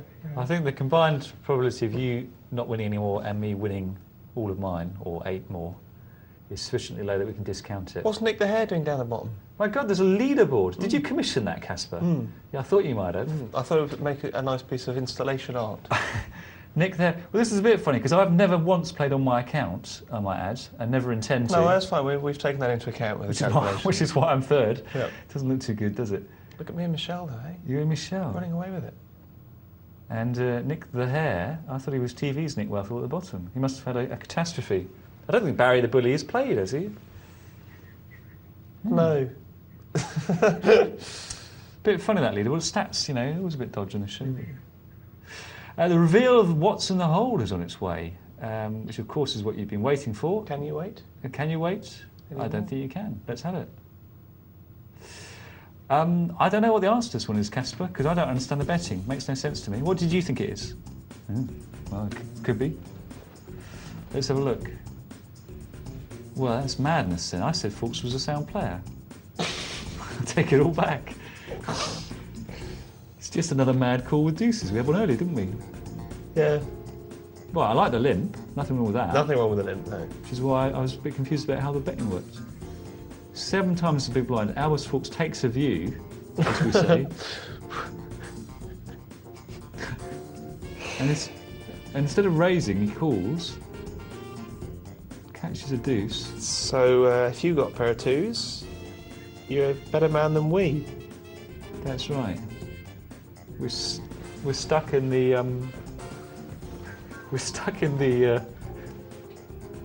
in the Stone Age. There it was, trip twos for Albus Fawkes. Well, we'll have a new What's in the Hole quiz for you later. How bizarre. It may be bizarre, it may be non-bizarre. I know a joke about that actually, but I'm not going to tell it. Well, go on. But it involves people in the desert. If you know the joke, you'll probably be laughing anyway, so I don't have to tell it. Let's have a look at some emails. We got one here from Graham, who says, theoretical question. It is this. Congratulations on a terrific show. I hope you don't think this is a stupid question, as it is completely hypothetical. Just wondering what your thoughts are on it. No, we like hypothetical questions in poker because they reveal substantive points. Like, what are the chances of winning 3 8-handed tournaments in a row? It's a hypothetical question, isn't it? Yeah, but not a very interesting one. Well, you can't If do you it. were to enter a big multi-table tournament, would you want to be dealt pocket aces every hand? As sooner or later, a pre-flop all-in bet from an opponent will crack you. If you knew you were going to get aces every hand, how would you approach the tournament? Well, I mean, if you got aces every hand, then of course you'd get beaten up or the tournament will be stopped. But given it's a hypothetical question... It is hypothetical, Tom. If you get aces each hand and you know you're going to get them each hand and you're not going to get beaten up, you go all in every time, don't you? Right? Isn't he right, though? Isn't that quite a weird irony, that if you did that, if you went all in every time, he says... Sooner or later, a pre-flop all-in bet from an opponent would crack you. No, because you're going to double up the first 3 or 4 times, probably, and then you're uncrackable. Anyway, your edge is higher than if you play another way. Thanks, Graham. Is it? Is your edge high? So your edge is high. Do we know this? That your edge is higher by going... Hang on. No, I know what you're going to say. Everyone knows what you're going to say. Look, go on and say Your it. edge is higher by going all in with aces every hand than by playing good poker with a selection of different cards. Yeah.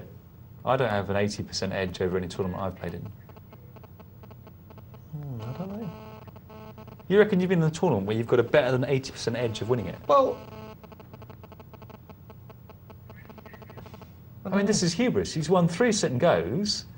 No. And he thinks he's got an 80% edge. All right, the answer to that is no. I'm just wondering whether that is true.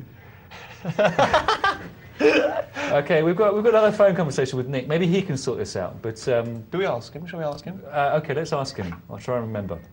Here we go.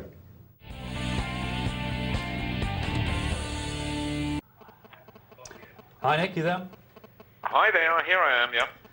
Nick, talking about the good old days, there was a time about 2 years ago when the only European publication I ever saw in card rooms was Poker Europa, and there were no poker magazines at all in WH Smith's and what have you. And suddenly now we've got Inside Edge, we've got Poker Player, we've got Bluff, we've got Card Player Europe, we've got Lady Poker Player, we've got Camel Poker Player, we've got the lot. How do you feel about this proliferation of poker publishing? Do you think it's going to last? And where does Poker Europa stand in all this? Well, we're now in our 8th year, and I was in the newspaper industry for about 30 years, So I've got my own vision about what the players want to know, to be perfectly honest. And what do you think that is, Nick, in a nutshell? They need information, they need communications, they need somebody to put the finger on live issues which affect them personally. They like to have their successes and their friends' successes recorded for posterity. We actually created the European rankings, which are now sponsored by William Hill. They sponsored them last year and they're sponsoring this year. I mean, this gives us sort of comparative, a way in which players can compare their performances. I mean, when I was in Vienna, for example, Mickey Wernick, who won the overall rankings for 2005, was showing great determination to start racking up points because he wants to defend his title. It's basically, I regard it as the parish magazine for the poker village. I'm a great believer in sort of Marshall McLuhan's original theory about the global village, and I basically think that poker's one as well. You know, the planet of poker is a poker village. So it's a different niche from the sort of magazines who are trying to just pick up punters and railway stations who think, oh yeah, poker, that's a laugh, I played that last Friday, let's see what the Devilfish has got to say because he's on the front of it. We tend not to try to educate people. We don't sort of pontificate about what's right and what's wrong. We do on this programme. We run things which are, for example, we have an experts panel of top players or good class players. Fire a question at them, and the interesting thing is you always get varying opinions. There's a lot of people who think that poker's black and white. Well, after 40 years playing, I can assure you it isn't. That you know, if it's right, it's wrong. What might be right in one situation is wrong in another. That there are varying opinions about how to play exactly the same situation. You know, I mean, we do our thing. We're very, very small, which is to our advantage. I mean, Nick, if somebody... Sorry, mate, go on. I was going to say, we've got such a small team that if anybody asks us a question or wants something, we're responding in minutes. If somebody sort of rang me up in 10 minutes after I finished talking to you and says, oh, by the way, can you do something about my boom in 2 weeks' time or whenever, you know, I'll just get my book out, write it down, say, okay, well, we'll see if we can help you. You know, it's fast. We're not corporate. We're just sort of light on our feet. And Nick, so I just want to pick up on something you said there. How long did you say you've been playing? 40 years? Me, I've been playing, yeah, at least 40 years. Wow. I mean, I'm just always, you know, in awe of that. We have Malcolm the Rock Harwood, as you know, as a commentator on this show, and I'm fascinated by his stories. Just how would you say the game has changed in that time? Not maybe so much in the last 5 years, but what are your sort of memories of poker? What do you remember it as? Well, I played on and off for 40 years. I learned as a student. In those days, the adage that the reason that you win at poker is because other people make mistakes was more true. If you sat in a game with a bunch of guys, you had to have a sort of basic knowledge, and they would just give their money away most of the time. These days, people are much better educated, so they seem to me to make fewer mistakes. So it's altogether tougher. Do you think that's still the case for online poker as well, Nick? Sorry? Do you think that's still the case for online poker? I see a lot of mistakes being played online. Yeah. You know, tremendous number of mistakes, but it doesn't kind of appeal to me. I don't know why. I played a bit online. I did very, very well. Cool. I mean, a friend of mine actually opened me an account for $500. Thanks, Nick. Unfortunately, we've run out of time again. It's okay, been mate. a pleasure, but we'll speak to you again sometime soon. Okay. Best wishes to all of you at Poker Zone. Good night. Welcome back to Poker Night Live. Me and Caspar have been enjoying a sherbet dab in the break, so if you see lots of white powder on the desk, that is why. One each. Yeah, one each. We don't share.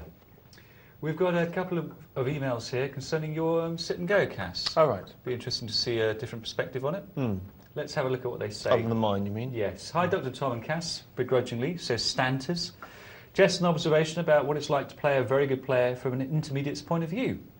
I had to try and steal the blinds from a player who has played thousands more hands than I, so I tried from the cut-off more and just played my premium hands.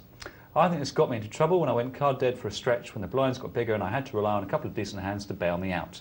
It certainly made it more difficult for me, but I really, really enjoyed the game, apart from Cass's horrendous outdraws, that is, obviously. Pity really, as I thought I made a good call at the death, was hoping it could last another hand or two, but never a problem to lose to a gent, although I've always said that Ant and Dec were the only talent on that show. What's he talking about? It's a Geordie reference, I guess. I don't know. CD UK? Could be. Anyway, well done, Cass. It's always a pleasure to hear your insightful comments on the show, and you too, Baboon Boffin, of course. Thanks, Dantas. Like I said, I thought you played a really, really good game, and I'm sorry about that draw in the end. That was horrendous. Thanks, Stantas. What else have we got here? Andy, comment on Cass's sit and go. Was Andy in the game? No, don't remember. Okay, well, he's going to have an opinion anyway. He says, hey guys, fantastic show as always. Just watched Caspar play in the Beat the Presenter, and I'd like to say congratulations on that comeback. Thank you. After taking a nasty chip lost early on. Down to 220. Down to 220. Up to 8,000. Back up to 8,000. Sorry to spoil it if you haven't seen the original. Oni came back into the game with pure determination. I was determined. To win, and closed out the field in such quick time that it was a pleasure to watch. He took the table apart. Like Phil Hellmuth in his first round heat of late night poker. Do you owe it to determination as a sort of psychic quality, or was it actually... Well, that's one, isn't it? The person who wants it the most. And a couple of outdraws that did go my way. Thanks for the show, guys. It's awesome. Thanks, Andy. It's a pleasure. Thank you, Andy. Should we do one more before we go to table? Yes. All right. Andy, multi-table. It's a multi-table question. Ooh. Couldn't be more relevant. Hi, guys. Great show as always. I've got a quick question regarding multi-table tourneys. How do you play right after a table breaks and you first sit down at a new table? It's difficult to play your normal game because if you raise and someone re-raises you all in, you don't know if it's a maniac who does this every hand or a type player who has a legitimate hand.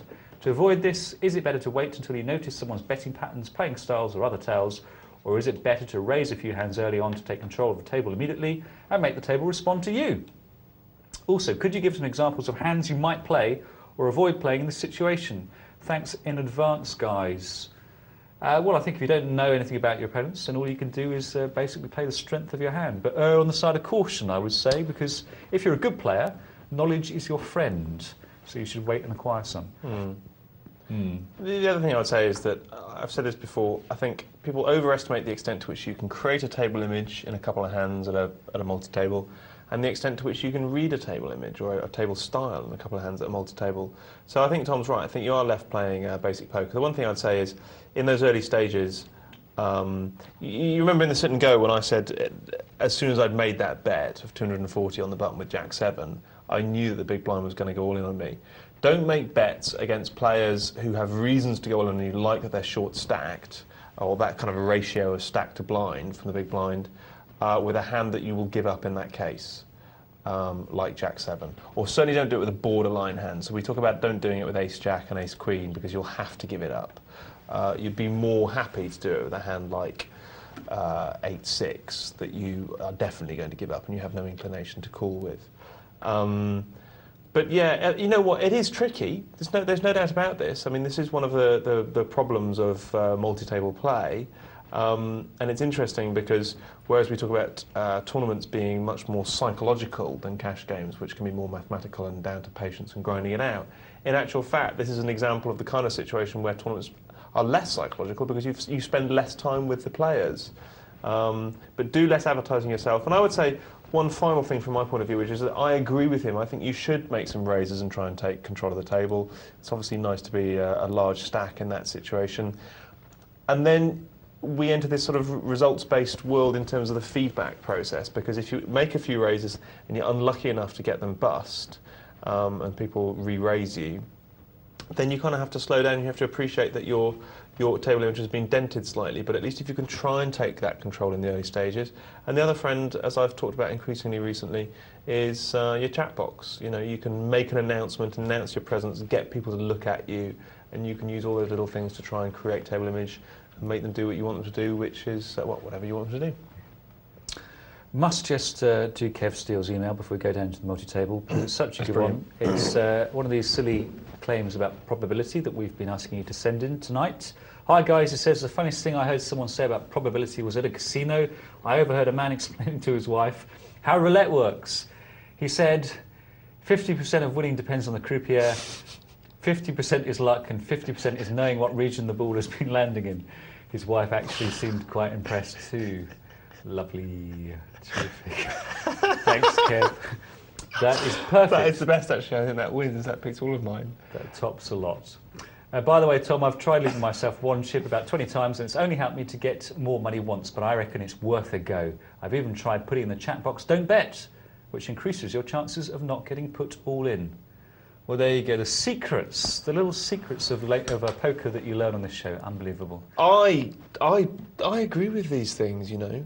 I think if something has a 1 in 20 chance of getting you in the money or getting someone not to bet at you or any of these things, you use them, don't you? Do it. Definitely. All of them. You need them. And it's easy. You burst your brains trying to work out what the right decision is sometimes in poker. Now you've got it. It's very simple here. Just leave yourself one chip. You need a decent hand when you do it, but, you know, that's your bailout plan. Thanks, Kev. Should we go and have a look at our multi-table? Let's do it.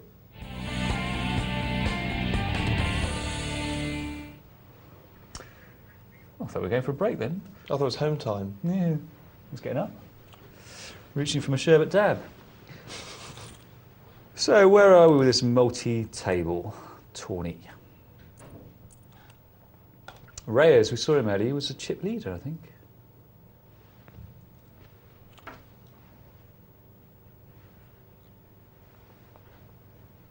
And pair of queens for all's handy.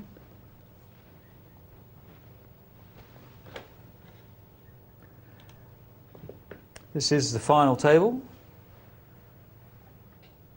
So they're playing out for substantial prizes. And they are all guaranteed by virtue of being at the final table, 8th place, which is $67. So already not a bad return on 10. But more importantly, they've got the pleasure of playing poker when they know they're going to be a winner. But they could substantially increase that amount of money. Blinds 1,500, 3,000. And I don't think it's going to take that long, albeit that this is full-handed, for this to thin out now. To a, well, quite soon to a winner, but certainly to a much more diminished table.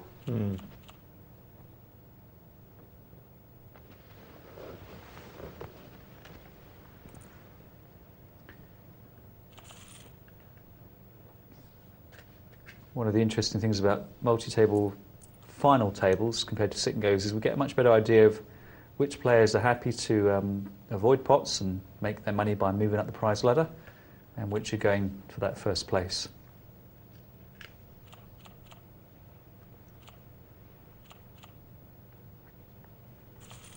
Wow. Very fortunate there not to get called. Very fortunate indeed. No, and a miracle. I don't think the big blind really noticed how many chips Judge had there.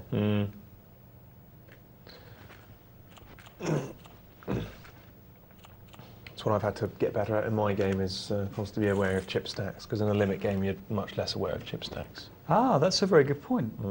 Never thought about that. And in a limit cash game you're almost completely unaware of chip stacks. In a limit tournament, a bit more. No limit cash game. In fact, I wonder whether you're more aware of chip stacks in a limit tournament or a no limit cash game. Oh, no, it's no brainer, Caspar. It's got to be always a no limit. Yeah. Well, I don't know. I speak not knowing anything about limits, so perhaps I should have kept my gob shut. But it's not stopped me before. Judge there, all in with the aces. And queens would just be betting into a dry pot, so the queens really is trying to win money from Beardy now. And probably not overly keen on trying to do that because he's scared of the ace. And the judge has come back from 5,000 a minute ago, Tom, to 31,000. The principle being, in a cash game, how aware are you of stack size? I'm thinking when I play a no limit cash game or pot limit, I'm thinking how many bets till one of us is all in and the decisions are over, and it will normally be not more than 3. So that will frame my decision. Right. For example, at some point we're going to get to the river. Now, if I've got a monster, I want to make sure all those bets have got, or there's a good chance of those bets having got all the way to someone's stack size by the time I get there. Or conversely, how much could it cost me to play this to the river? That sort of thing. Yeah. Well, just offsetting that though, I mean, when you're playing in a tournament, you do have to be continually aware of stack size in the later stages, don't you? So, because people are short stacked. Yeah, that's true. One of the things, however, is that I remember this point was originally made. It's fascinating actually. This point was originally made by a guy who I can't remember his name, unfortunately. I'm fairly sure his first name was Richard. Oh yeah, I know him. Who, when I was in Vegas at some point, I can't even remember when, I would guess about 2001, was just king of the poker world. He won like 3 tournaments back to back. Everyone was talking about him. And I haven't heard his name mentioned for 4 years, 5 years. And it's such a weird world. You know, that you can streak like that and then just disappear off the face of the planet. But anyway, he made a very good point. He said, you know, your decisions as to what to do will be heavily governed by your stack size in a limit tournament. Sorry, heavily governed by your stack size in a tournament. But in a cash game, your stack size should be irrelevant. But what he meant by that was, you shouldn't be deciding what you are doing and what the correct play is by whether you're up or down in a cash game. Well, if that's what he meant, fine, but it's irrelevant and obvious. Sorry, Richard. It's not obvious. It's obvious to you. All right, it's okay. I'll take it back. I'll tell you why it's not obvious, actually. So many people will sit there playing poker going, oh, I've got $200 profit now. I'll wait till the button comes around to me and nurse this profit. And in actual fact, that leads to incredibly incorrect play. People pass up profitable opportunities and actually get themselves into more trouble because they don't raise before the flop when they've got a good hand and they don't protect it because they just want to get in, see it cheaply, and they end up losing money. So that is a prime example of how players do make the decisions based on their stack size. Well, they shouldn't. It's naughty. No, they shouldn't. It's naughty, yes, but that's what we're here to tell them, isn't it? Ace Queen, raising it up, good and proper, takes it down.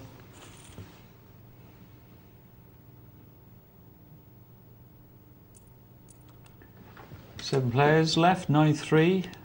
Guaranteed payout for everyone, $93. That's nice for a $10 buy-in.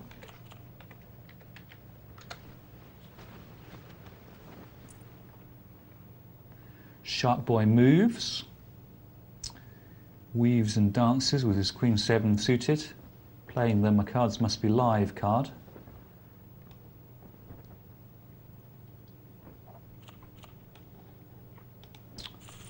And wins. Fair enough, I guess, fair enough. Only 2 players behind him.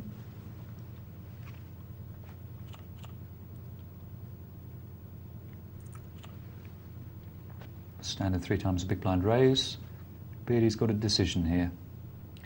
He's a bit short stacked. I think he's very wise to fold it.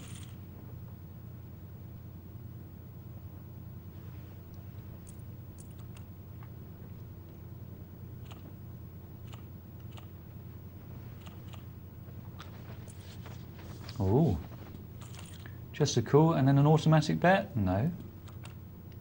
Automatic bet, given that it was check the flop? No. Oh. No interest in counter position there. And let's Lucille take it. That's strange, isn't it, Caspar? To call and then just let him take it? I'll take that as a yes. 10 Queen there, my key hand, and sit and go. We'll be kind to him. 2 times the big blind raise there. We're seeing it again, Tom. What do we think of it? You've got no hand. Does it look suspiciously big? No. You hate it, don't you, eh? I don't mind it that much. I do it myself, Caspar, but I always do it for very specific reasons. I mean, Okay, well, what are those specific reasons? Well, I can't say because they're always specific to the time and place. I can't say this is generally why it's good. Can we not generalise at all? Not even a little No, bit? it's always really, really specific. And I'm always thinking, when I do it, I'm thinking, oh, I must remember that for Poker Night Live, and then I forget, unfortunately. I'll tell you when I think you do it. Oh, okay. I think you do it with a big hand in early position. I think you do it Never with done that. a small hand in late position to look scarier. No, don't think I generally do it for that reason. I think you do it when you haven't got a big enough stack to make a 3 or 4 times the big blind raise, but you still want a raise to try and take some initiative. No, I tend to go all in or pass. No. So there's a few ways in which you don't do it. Good. Yeah. So by process of elimination, if I carry on, we'll gradually get to the situations in which you do it. But we know that poker is a game of infinite situations, Caspar. You probably do it when the big blind is a very weak player who just gives up his big blind whenever he's raised, no matter what the level. I probably would do, but I always give them the benefit of the doubt for them not being that daft. Maybe I shouldn't. Actually, I do it in live tournaments, now I think about it. But I just don't do it on the internet. Well, you see, because in live tournaments, I think, just the sheer act of raising and the Yeah. presence at the table... Is more intimidating. Yeah. You're right. He's right, folks. May sound crazy, but he's right. He's definitely right. Let's get back to the game.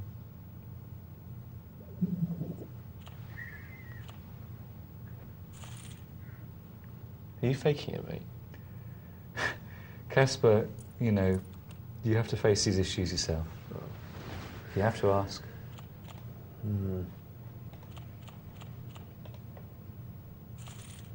A walk for all's handy.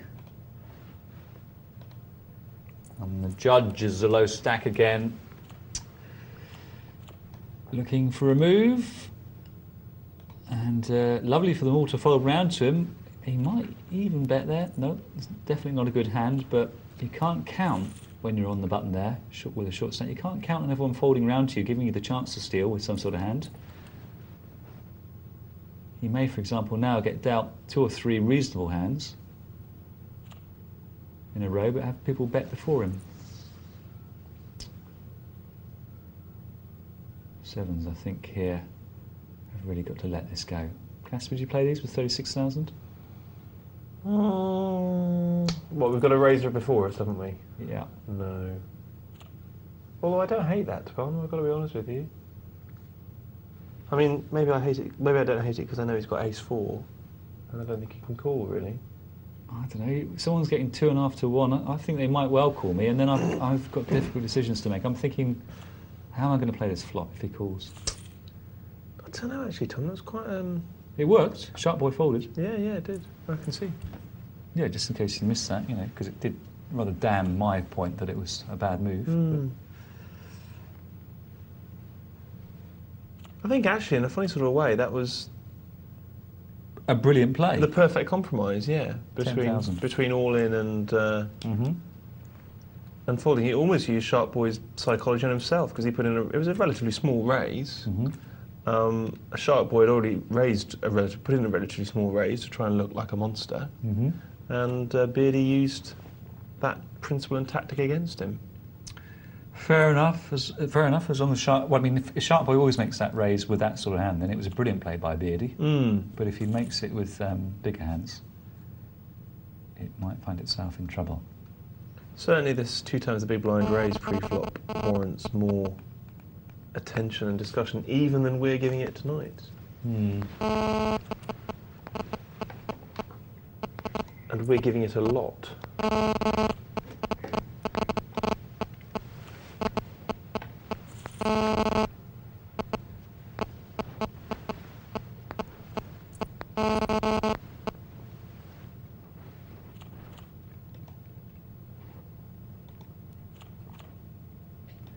How much for the 5s? Blinds are now 2-4.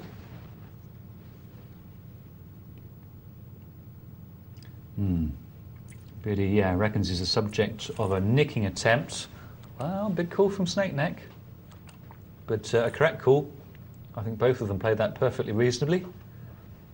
But of all the plays, the most correct, I think, was Snake Neck's, because at that point he had no fold equity. He was calling his opponents all in, and he was quite right to do it.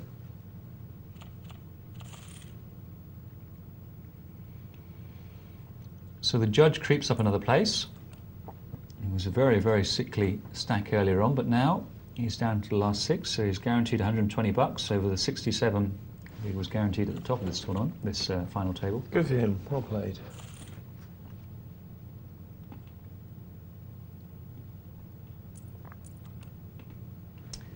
But I don't think he'll be waiting. He'll be looking for a move. Well, he can't now because you've got this situation where they are effectively waiting for him to bust out, aren't they? You need cast iron evidence that they don't care. Otherwise, you should assume that they do care and will let you bust out. Yeah. Before you play the waiting game. Yeah. Yeah, I think it's very difficult to play waiting game in that situation. Poor old sharp boy. Well. That was a bizarre call there by Andy. And that's a classic example for me of the gap. And that's the principle that I've applied to all these sit and goes. It's all about the gap. You don't need to do that with a pair of sevens when someone from first position has pushed all in. You just don't need to do it. I mean, it's regrettable, but you just go, right, fine, there it is. I mean, Andy has just literally given money away in that situation as far as I'm concerned. Oh, the one caveat is if you're in the big blind and it's passed round to you, then you might want to do it. You might just want to just call in a protected all-in pot. But with people to act behind you, it's bizarre. Even the call, even the all-in call, heads up is questionable. But I don't mean heads up in terms of the two of you. Obviously you would if it was just two of you, but do you know what I mean, Tom? You're right, it's madness with the sevens. We suddenly lost 2 players. Judge goes out 5th for 160 bucks.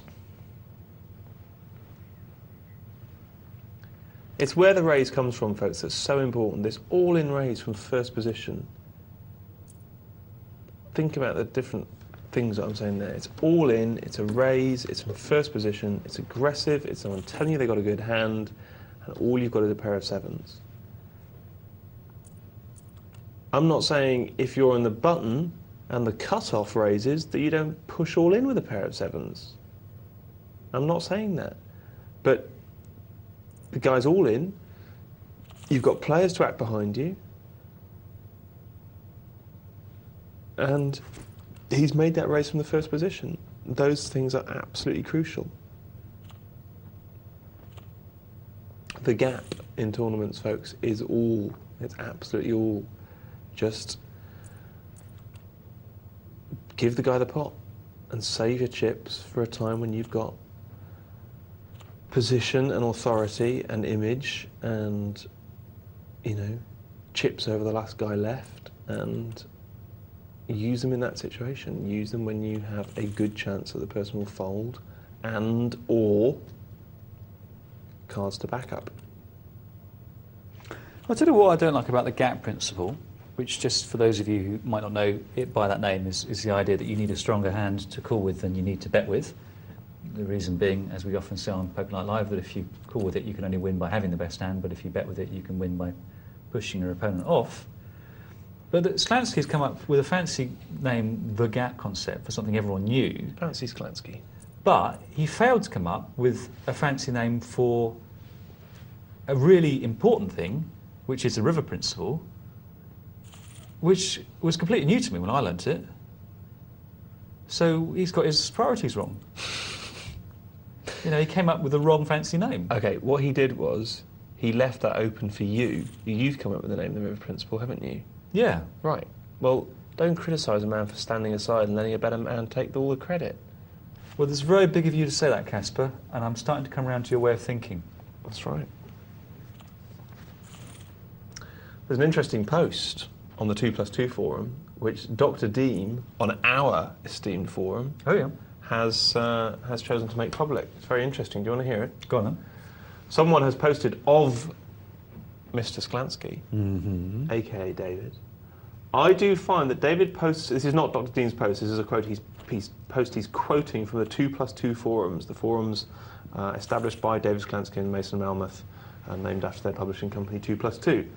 I do find that David's posts here come with an air of implied superiority. Basically, he doesn't seem to feel it necessary to elaborate and or address cogent opposing arguments with the same depth that they are presented.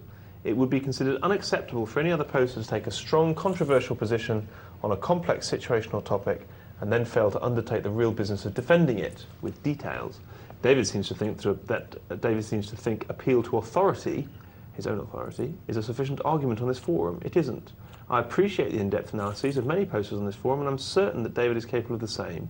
It's a shame that he chooses instead to make proclamations with minimal support and to flippantly reject opposing analyses without taking their position seriously. So, interesting, isn't it? Well, the way David Stransky sees it is, why should he put on a detailed, correct explanation on the forum when he can publish it and make money out of it? Yeah. I just hope our forum posters won't take that view.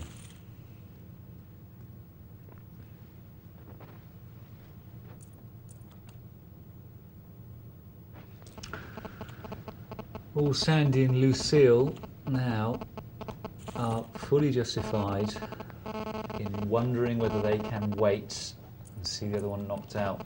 I don't necessarily subscribe to it, but there is a big difference between fourth and third.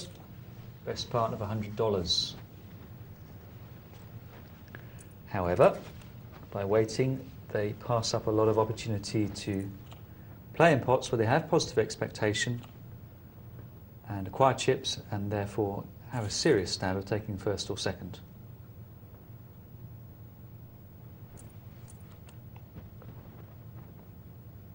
And we shall know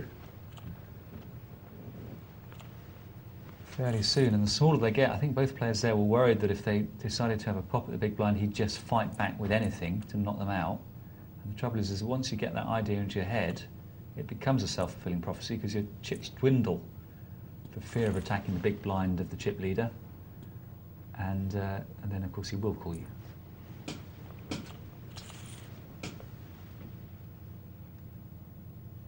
I wonder what their standards are for playing hands now.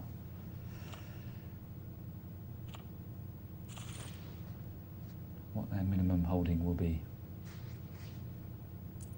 Pair of nines, ace queen suited, ace jack off, ace jack suited, ace queen off, king jack suited, and there it is, and it was called, and he gets out of it. Ugh. Tush. Much gnashing of teeth by Lucille. I hate it when people outdraw their opponents when they're short-handed. It's disgusting, isn't it? It is. They should give their chips back and kill themselves, and donate all their previous winnings to some murdered cat charity. Or one of the other commentators' accounts. Yeah. But not mine, because I can't get into it. No. So it'd be pointless, wouldn't it, sitting there? Why am I having, my good fortune online where all my winnings go to charity, and not in my house where all my winnings go to me? Well, because you'd be richer but look foolish if it was the other way around. That is true. That is true. In fact, I've just thought about this. You can quantify self-esteem by a series of questions where we ask you how much you're prepared to lose at home and win here to preserve your self-esteem. Because we can then find out how much your self-esteem is worth. Yeah? So, for example, I'm sure you'd be happy to... Can you give an example? To win a $5 tourney here and lose a $10 tourney at home, which means your self-esteem is worth at least $5. But are you prepared to win a $5 tourney here and lose $1,000 at home? No. No, so your self-esteem is not worth $995. I don't think I'm prepared to win a $5 tourney here and lose a $10 tourney at home. But as opposed to the other way around, which would you rather? I'd rather... not an option. It's got to be one or the other. I'd rather lose here and win at home. Ah, okay, so you don't care about your self-esteem? Not now. Not now, because you've done the triple? Yeah. Okay, fine. Well, that's not the conditions. It's not the conditions, is it? I've broken down the analogy. I think I'd still rather have the money. Is that pathetic? No, it's good. It's hardened and grisly. That's what you've got to be as a poker player, isn't it? Hardened and grisly? And if you're a bear. Poker players kind of bears, like investors, or bulls. Well, I always wonder, what is a bear market and a bull market? A bull market is where it's bullish, and a bear market is very bearish. So what's the chicken market? Bull market is aggressive, where people are buying and the stocks go up, and the bear market is timid and people are selling and the stocks go down. Oh. I think. I'll be honest with you, mate. What I know about shares and investment is that. I don't even know that.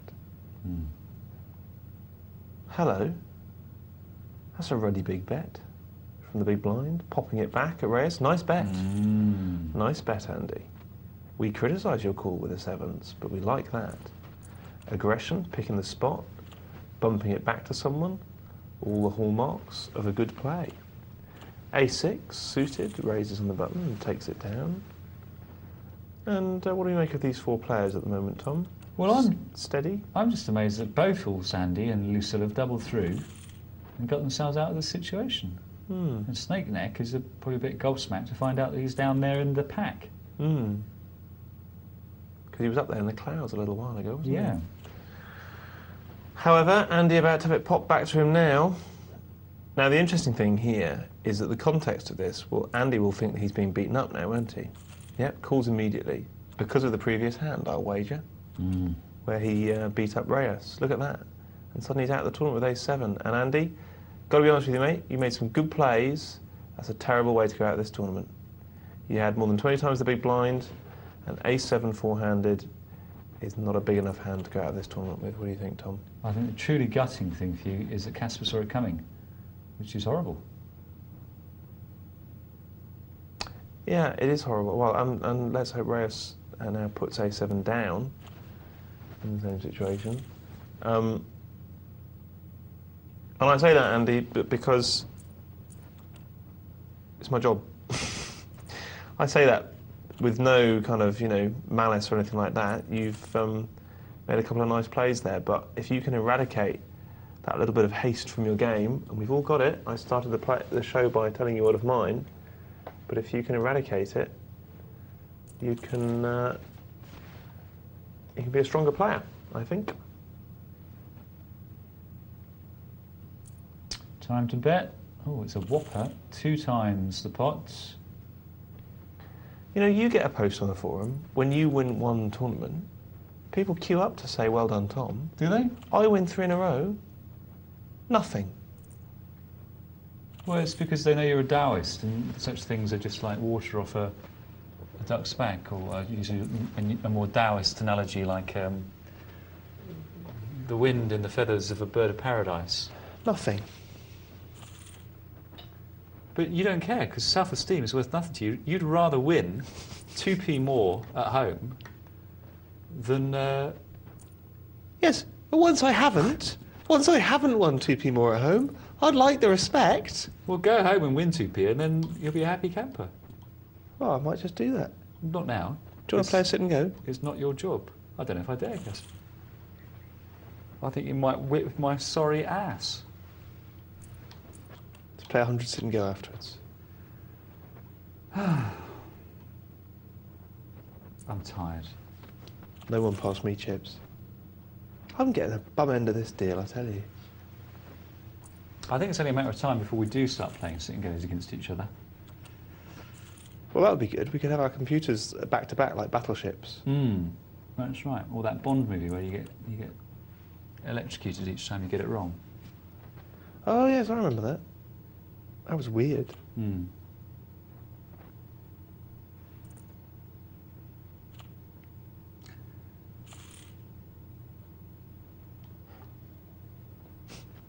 Come on, move the button. That's it.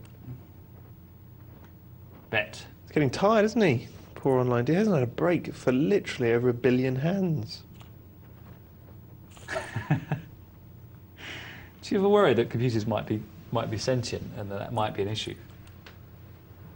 I don't worry about that. Here's Ace King versus King Queen though. I worry about that. I wake up worrying about that. And you find out it's true. You have moved all in with it. That's right. Oh, it's A7 again. Hand of death. Ooh. It is. What's the delay on this, producers? Do we know? Because we've just been talking about that hand, Lucille, so... Maybe he thinks there's no way they'll put me on A7, they'll put me on A6.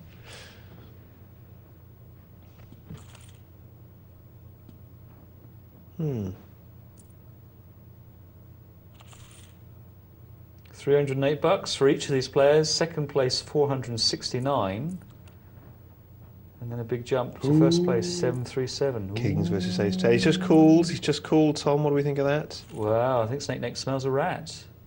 He does, I think, doesn't he? Yeah, that's absolutely right. Absolutely right. Yeah, he's checking this down. He doesn't believe Lucille hasn't got it. He's going to fold. That's a huge bet for Lucille to put in there. That has to have a negative expectation. Such a big bet to win a small pot. He bet twice the pot there to win a three suited. Well, it looked like he was terrified of the heart flush draw with an ace, but I mean that is excessively paranoid. He was in great shape, wasn't he, with an overpair and. But is betting big the way to? No, it's wrong. Well, look, I mean, it only makes sense if he was terrified not to take the pot there and then, but he was pretty strong. A7. Ooh, start it again. Done it again. Guys, A7. Stop it. It's a terrible, terrible hand. There it is again. I don't think it'll have quite the impact this time. I still think he played it badly. Ooh, you're hard.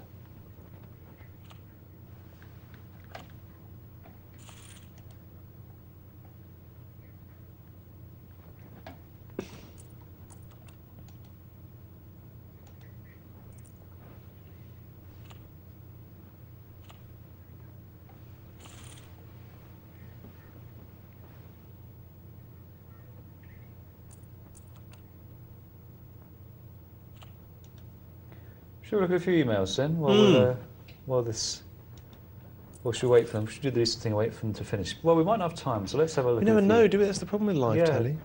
So you call me darling? Why no, no. What did you call me? I said that's the problem with live telly. Oh, telly, fine, okay. Let's do an email out of vision, obviously. Okay. Welsh Demon says, hi guys, I've been thinking of trying no limit cash games as I've only ever played no limit in sit and goes. I wonder if you could point out some of the changes I might need to make to my game to make the change successfully. Love the new features on the show and the new faces. What, even what's in the hole? Yeah, what are you talking about, Caspar? Yeah, you slagging off what's in the hole? I'm not slagging off what's in the hole, I'm just quoting some of our esteemed forum posters. Well, I don't know. What do they know? Well, have any of them guessed what it is? They're probably just gutted because that's probably exactly what it is. They guessed it wrong. They can't read those all-ins from the big blind. Do we have a new what's in the hole? I think we do. Let's see if we can fish it up. Sorry, guys, we're just going to have to go to a theoretical situation. Well, it's not theoretical. It happened. It's theoretical now, though. Well, it's never been theoretical. It's historical. Let's face it. What's in the hole, folks? Oh, Cat Attack. We know all about his game. He knocks cats down and wheels them off. Calls on the button. And what's he got? Good job with cameras not on Caspar. What's he got in the hole, folks? Well, look, it's A7. The irony is not lost on us. Well, you know that A7 must lose this pot.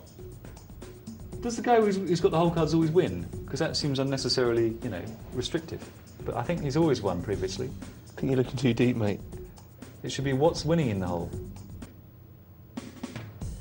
Oh, I love that little chicken and chips sort of drum break there. Chicken chips. What's in the hole? Text your answer. Text hole and your answer 62211. And back we go. And thank heavens they're all still there. Caspar, concisely and briefly, wittily, with charm, difference between sit and go and cash games, no limit. He's going to cash games. Yeah, well, you know what? I wouldn't be in such a hurry, mate. If you're happy with sit and goes, they're brilliant, I think. What are the differences? Patience. It's all patience, simple as that. Patience, and you won't need so many different gears, different speeds. You'll play far fewer hands. You can see some more flops if you like, because I think it tends to be less aggressively raised up, but of course that's a massive generalisation. Depends on the game. But in general, there's no pressure. There's no one pushing you and saying, look, the blinds are going up soon, blah, blah, blah. So it's just all about only ever making a bet when you have a positive expectation. Although, the flip side of that is that your positive expectation could be incredibly small, whereas in a sit and go you'd like it to be a much larger expectation. In a cash game, your positive expectation could be 0.01% in theory. A positive expectation is a positive expectation, and over the long run they'll all eke out. What do you think, Tom?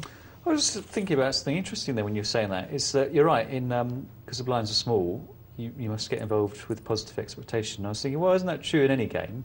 You know, you want positive expectation. And then I thought, well, in the later stages of sit and go, when the blinds get massive, everyone who enters the pot's got a positive expectation. Why? Because if they can put any dead money in there, which they will, and that is expectation, they're going to have positive expectation. So you're in a daft situation where anyone who plays is going to have, when the blinds get so big, they've all got positive expectation, and that is true.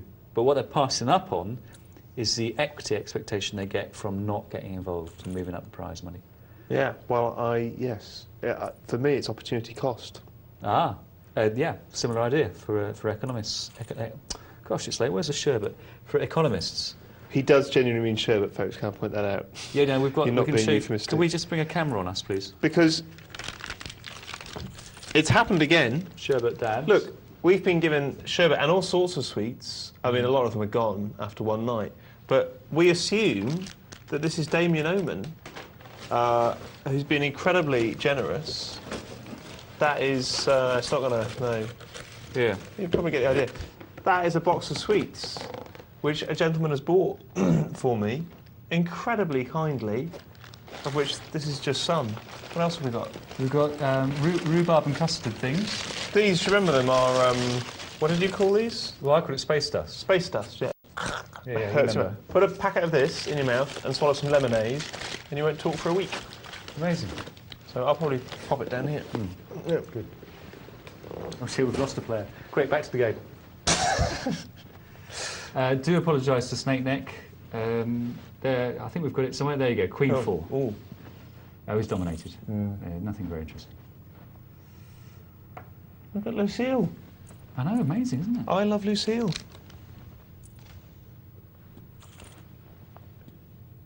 Well, that's nice. Oh, heavens.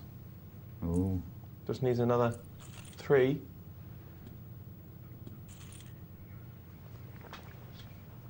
Correct to slow play that, do you think, Lucille, there on the river, Tom? Correct. Do you think correct to check? Lucille? Oh, no, probably not. No. Well, I don't know. Who knows? Maybe Reyes would have moved all in. I don't know. What That's quite weird, Tom. I agree with the sentiment there. That is poker, isn't it? It's. What do you think the likelihood of Reyes moving all in was it a? I don't know. Positive expectation. Well, it's all over now. Look, I mean, well, we're dissecting the past. $730 to Lucille. And fantastic. Just a moment ago, she was down to about 20. Really? And she started with 1,500.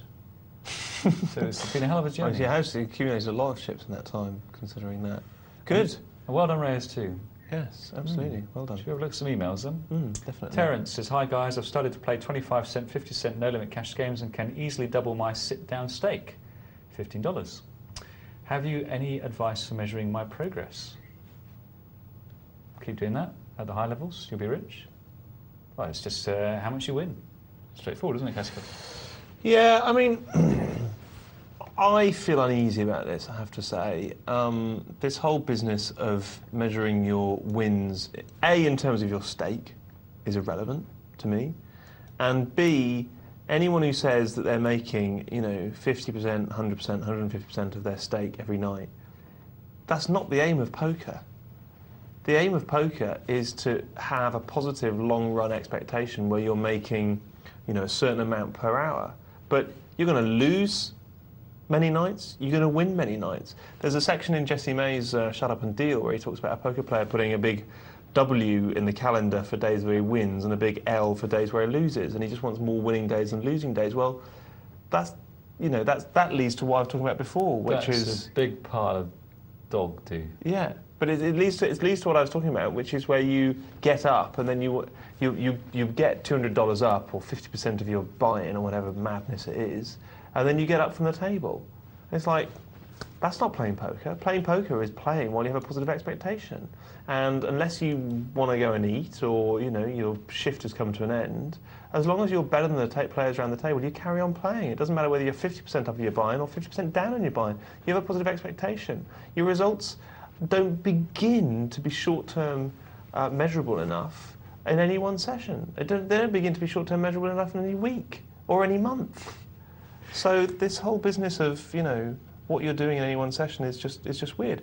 What you're aiming for is to look back over 6 months of records where you say, these are the hours, this is what I've won, these were the stakes, these were the tables, and to be able to calculate an hourly rate and an expectation and a variance and take it from there. So anyway, so I'm not getting at you at all. It's fantastic that you're having those results, but that's what you're aiming for. I'm getting at all the players who talk about these splitting your bankroll down into 10 units. Nonsense. Well, there you go. Keep doubling up your stake, but don't tell us about it, or come back to us with variance and hourly rates and stuff like that. We've also got some emails here. One from Babs Baboon, who says... Is that his real name? Well, it's a girl, isn't it, Babs? Normally? I don't know. Well, of course it's a girl. Babs. Well, she's called herself Babs Baboon, mate. I don't read too much into it. No, I'm not getting hot under the collar. Well, okay, Sounds like it. If you're going to call yourself a baboon, you call yourself Caspar Baboon, not Lucy Baboon. Yeah, well... How's that? Well... Do you know? How was it for you, Caspar? Did you ever watch the Adventure Game with those plants? Oh yeah, used to the go, yeah. Sounds a bit like them. Were you on that too? No, Oh. too young. She says, really enjoying the show, not But faking. they've never created a better climax for a show ever. Do you remember with the chessboard where they had to go around without bumping into That's the right, and they had to stand at the bus plants? stop if they got it wrong. The That's vortex. Right, yeah, the vortex, that's right, yeah. Brilliant. What'd she say? I interrupted you. She said, great show, not faking it. Love Babs. Thanks, Babs. Balrog says, morning, the philosophical sex craze too. I'm not. I'm not. No. Must be one of us. It's not me. Well done, Cass. 3 out of 3. Good stuff. My prediction, he says, you're going to get re-raised till it hurts on your next appearance. Well, I'll call you, Steve. I'll literally call you with anything. In fact, I'll say this to you now. If you re-raise me in my next appearance, I will call you, so do it. And do you know what? If you re-raise me, I'll call you with 6-7, okay? And I will outdraw you. Seriously, if you re-raise me, do it with aces. I will call you and I'll outdraw you. I can't promise the outdraw, but what I can promise is you don't want the call. So don't go bandying around threats like that. Raise him. It's fine. Believe me, that is a threat made by a man who's not going to call you. I've heard it so many times at the table. I'll bet you my winnings. Someone who's scared to be raised. I'll bet you my winnings that should go to charity. That sounds like a great deal. No, raise him, Steve. He'll fold like a pack of cards. Steve, you're going down, mate, honestly. But thank you very much for the congratulations. And finally, we've got one here from Scott Clark saying, hi, Geet Show. Nice bit of local idiom there. Geet Show. Want to ask how many hours do you put in online play? Oh, I don't know. No idea. Quite a few. Very few. And if you're putting in 8 hours a day and another guy puts in 3 hours, do you reach the long run quicker? Yes, you do. That is it. Terrific. Thanks, guys. We've run out of time. It's been a pleasure. Well done, Caspar. Terrific performance. We hope you'll tune in again later tonight for more Poker Night Live, and we'll see you very soon.